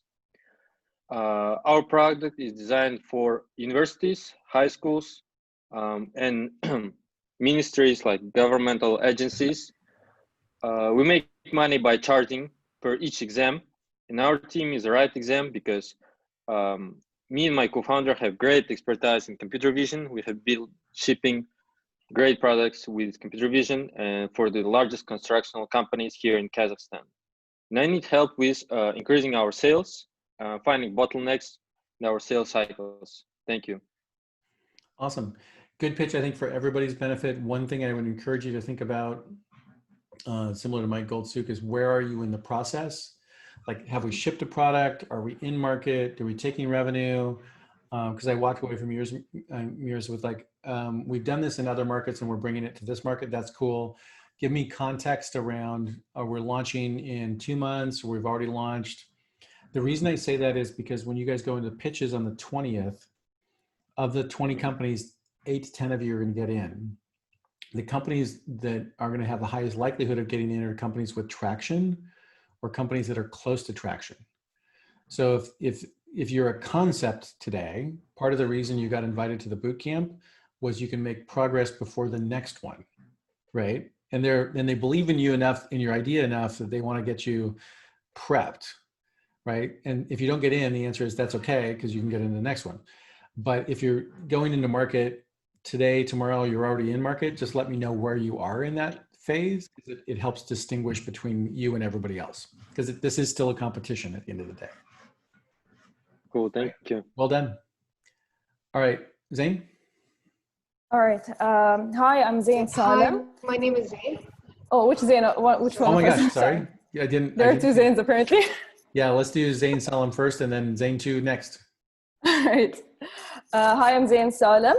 I'm from Yata company. The problem that we're trying to solve here is the impracticality of scheduling workouts and availability of a single platform for like-minded people to meet each other and join each other in workouts, and an availability of a single platform for business users basically from the sports industry. Our product would basically create a global networking hub for like-minded people, from business users and normal users. We're going to be monetizing it through ads and through subscriptions. Business user subscriptions only, and there will be the freemium aspect, and through the ads. Our team is the awesome team because basically I come from a banking background, from a strategic and risk management, and my team member has the tech background. And then the problem what I need help with here is bringing traction to the platform. Currently, we are at the development stage of the app. Okay. So I'll tighten it up for you in a couple ways for everybody's benefit. You're also a marketplace, and then you have features for both sides. So you led with features, but I think you lead with like, we're a marketplace that helps people want to connect with people, schedule with trainers, get the benefit of blah, blah, blah. Those are features within the marketplace.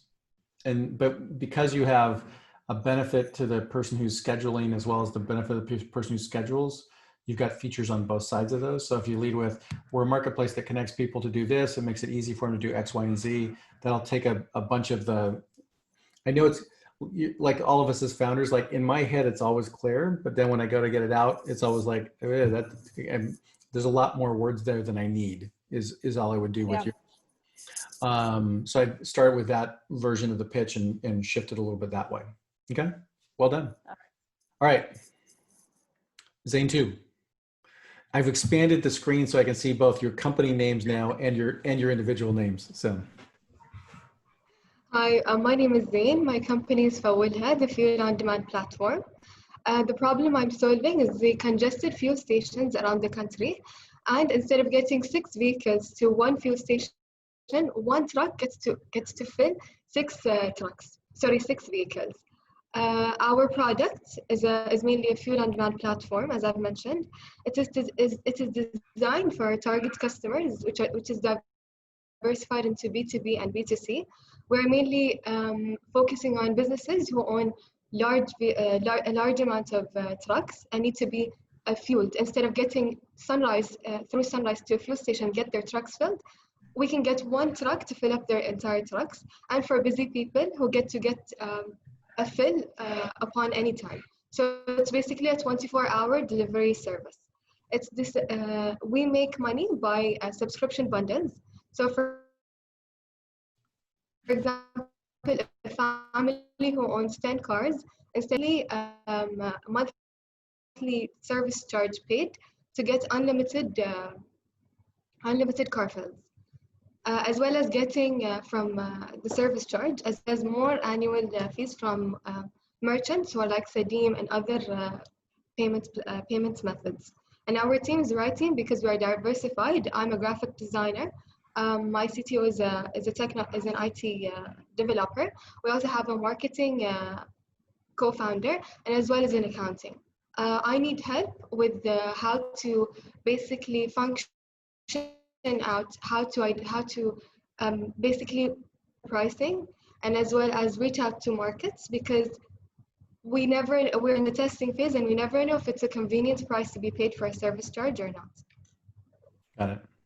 So good pitch. I think like the first thing I would less words there, and I would go with who you think your launch market.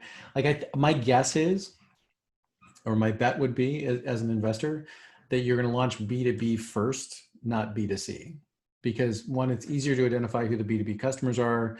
Two, they place value on their time, right? And frankly, your average transaction value is going to be higher.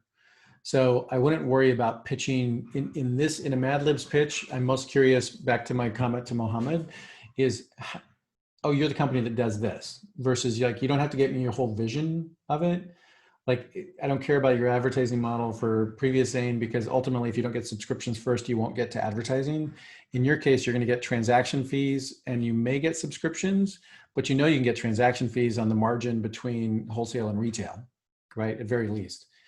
And business to business will offer you a higher monthly revenue or high annual contract value.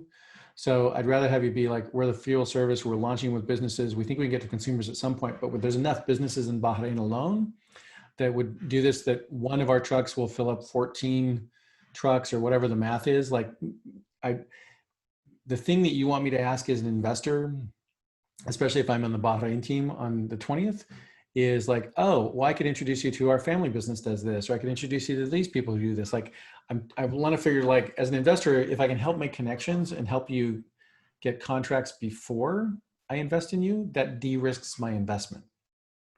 So I would narrow the pitch down to B2B, start with that, and lead with transaction fee, because that's going to be what you're going to get to most, versus the others feel more aspirational. Consumer subscription feels more aspirational. Okay. All right. Who's next? I go? Can I go next? Yes. Let's see. Let's go with Tom. All right. Can you hear me? Yep. All right. So, hi, my name's Tom Romansky, and my company is called Barbarian Fit. So the problem we're solving is people's lack of motivation to work out and actually continue staying fit. What we provide is customized and auto-generated home workouts based on parameters that you choose, and it's coupled with video game-inspired gamification elements to keep your motivation up. So our app is designed for busy working millennials and, in fact, anyone who has a body, because if you have a body, you can train and be an athlete, to steal a little bit from Nike. We make money from a monthly subscription and premium features like like a trainer or curated workouts that you can pay extra money for. And our team is the right team because we have experience building brands, we have experience building fitness apps, and we've actually been involved in fitness in one way or another for over 15 years. Okay. Your TAM of everybody is too big. So I want you to focus on, like, who are you going to, so give you perspective, right? So welcome to my office. There's my Peloton. So who's that target customer and where are you going to find them? Like, because otherwise it's the market, the aspirational side of the market's too big. I'd rather believe there's a market you can get to initially, and then the tech is going to be so compelling that it's going to help me get to more customers. So who's the launch customer? How do you know? And then where are you at in the launch process? Are you pre-product, pre-revenue? You already have pilot users? Like, again, for everybody's benefit, you're 20 people trying to get into a cohort of 8 to 10. So make sure you're crisp about where you are in that. So I like the idea. Timing is good relative to the market, because you're like, people are stuck at home. A friend of mine said you're either going to be a hunk, a chunk, or a drunk at the end of this, right? So who knows? So other than that, yeah, work on that. Less aspirational on the TAM and more about, oh, you're the company's doing this, and I see how I can, like, I have a friend who would use it. Like, that's what I want to get from this pitch.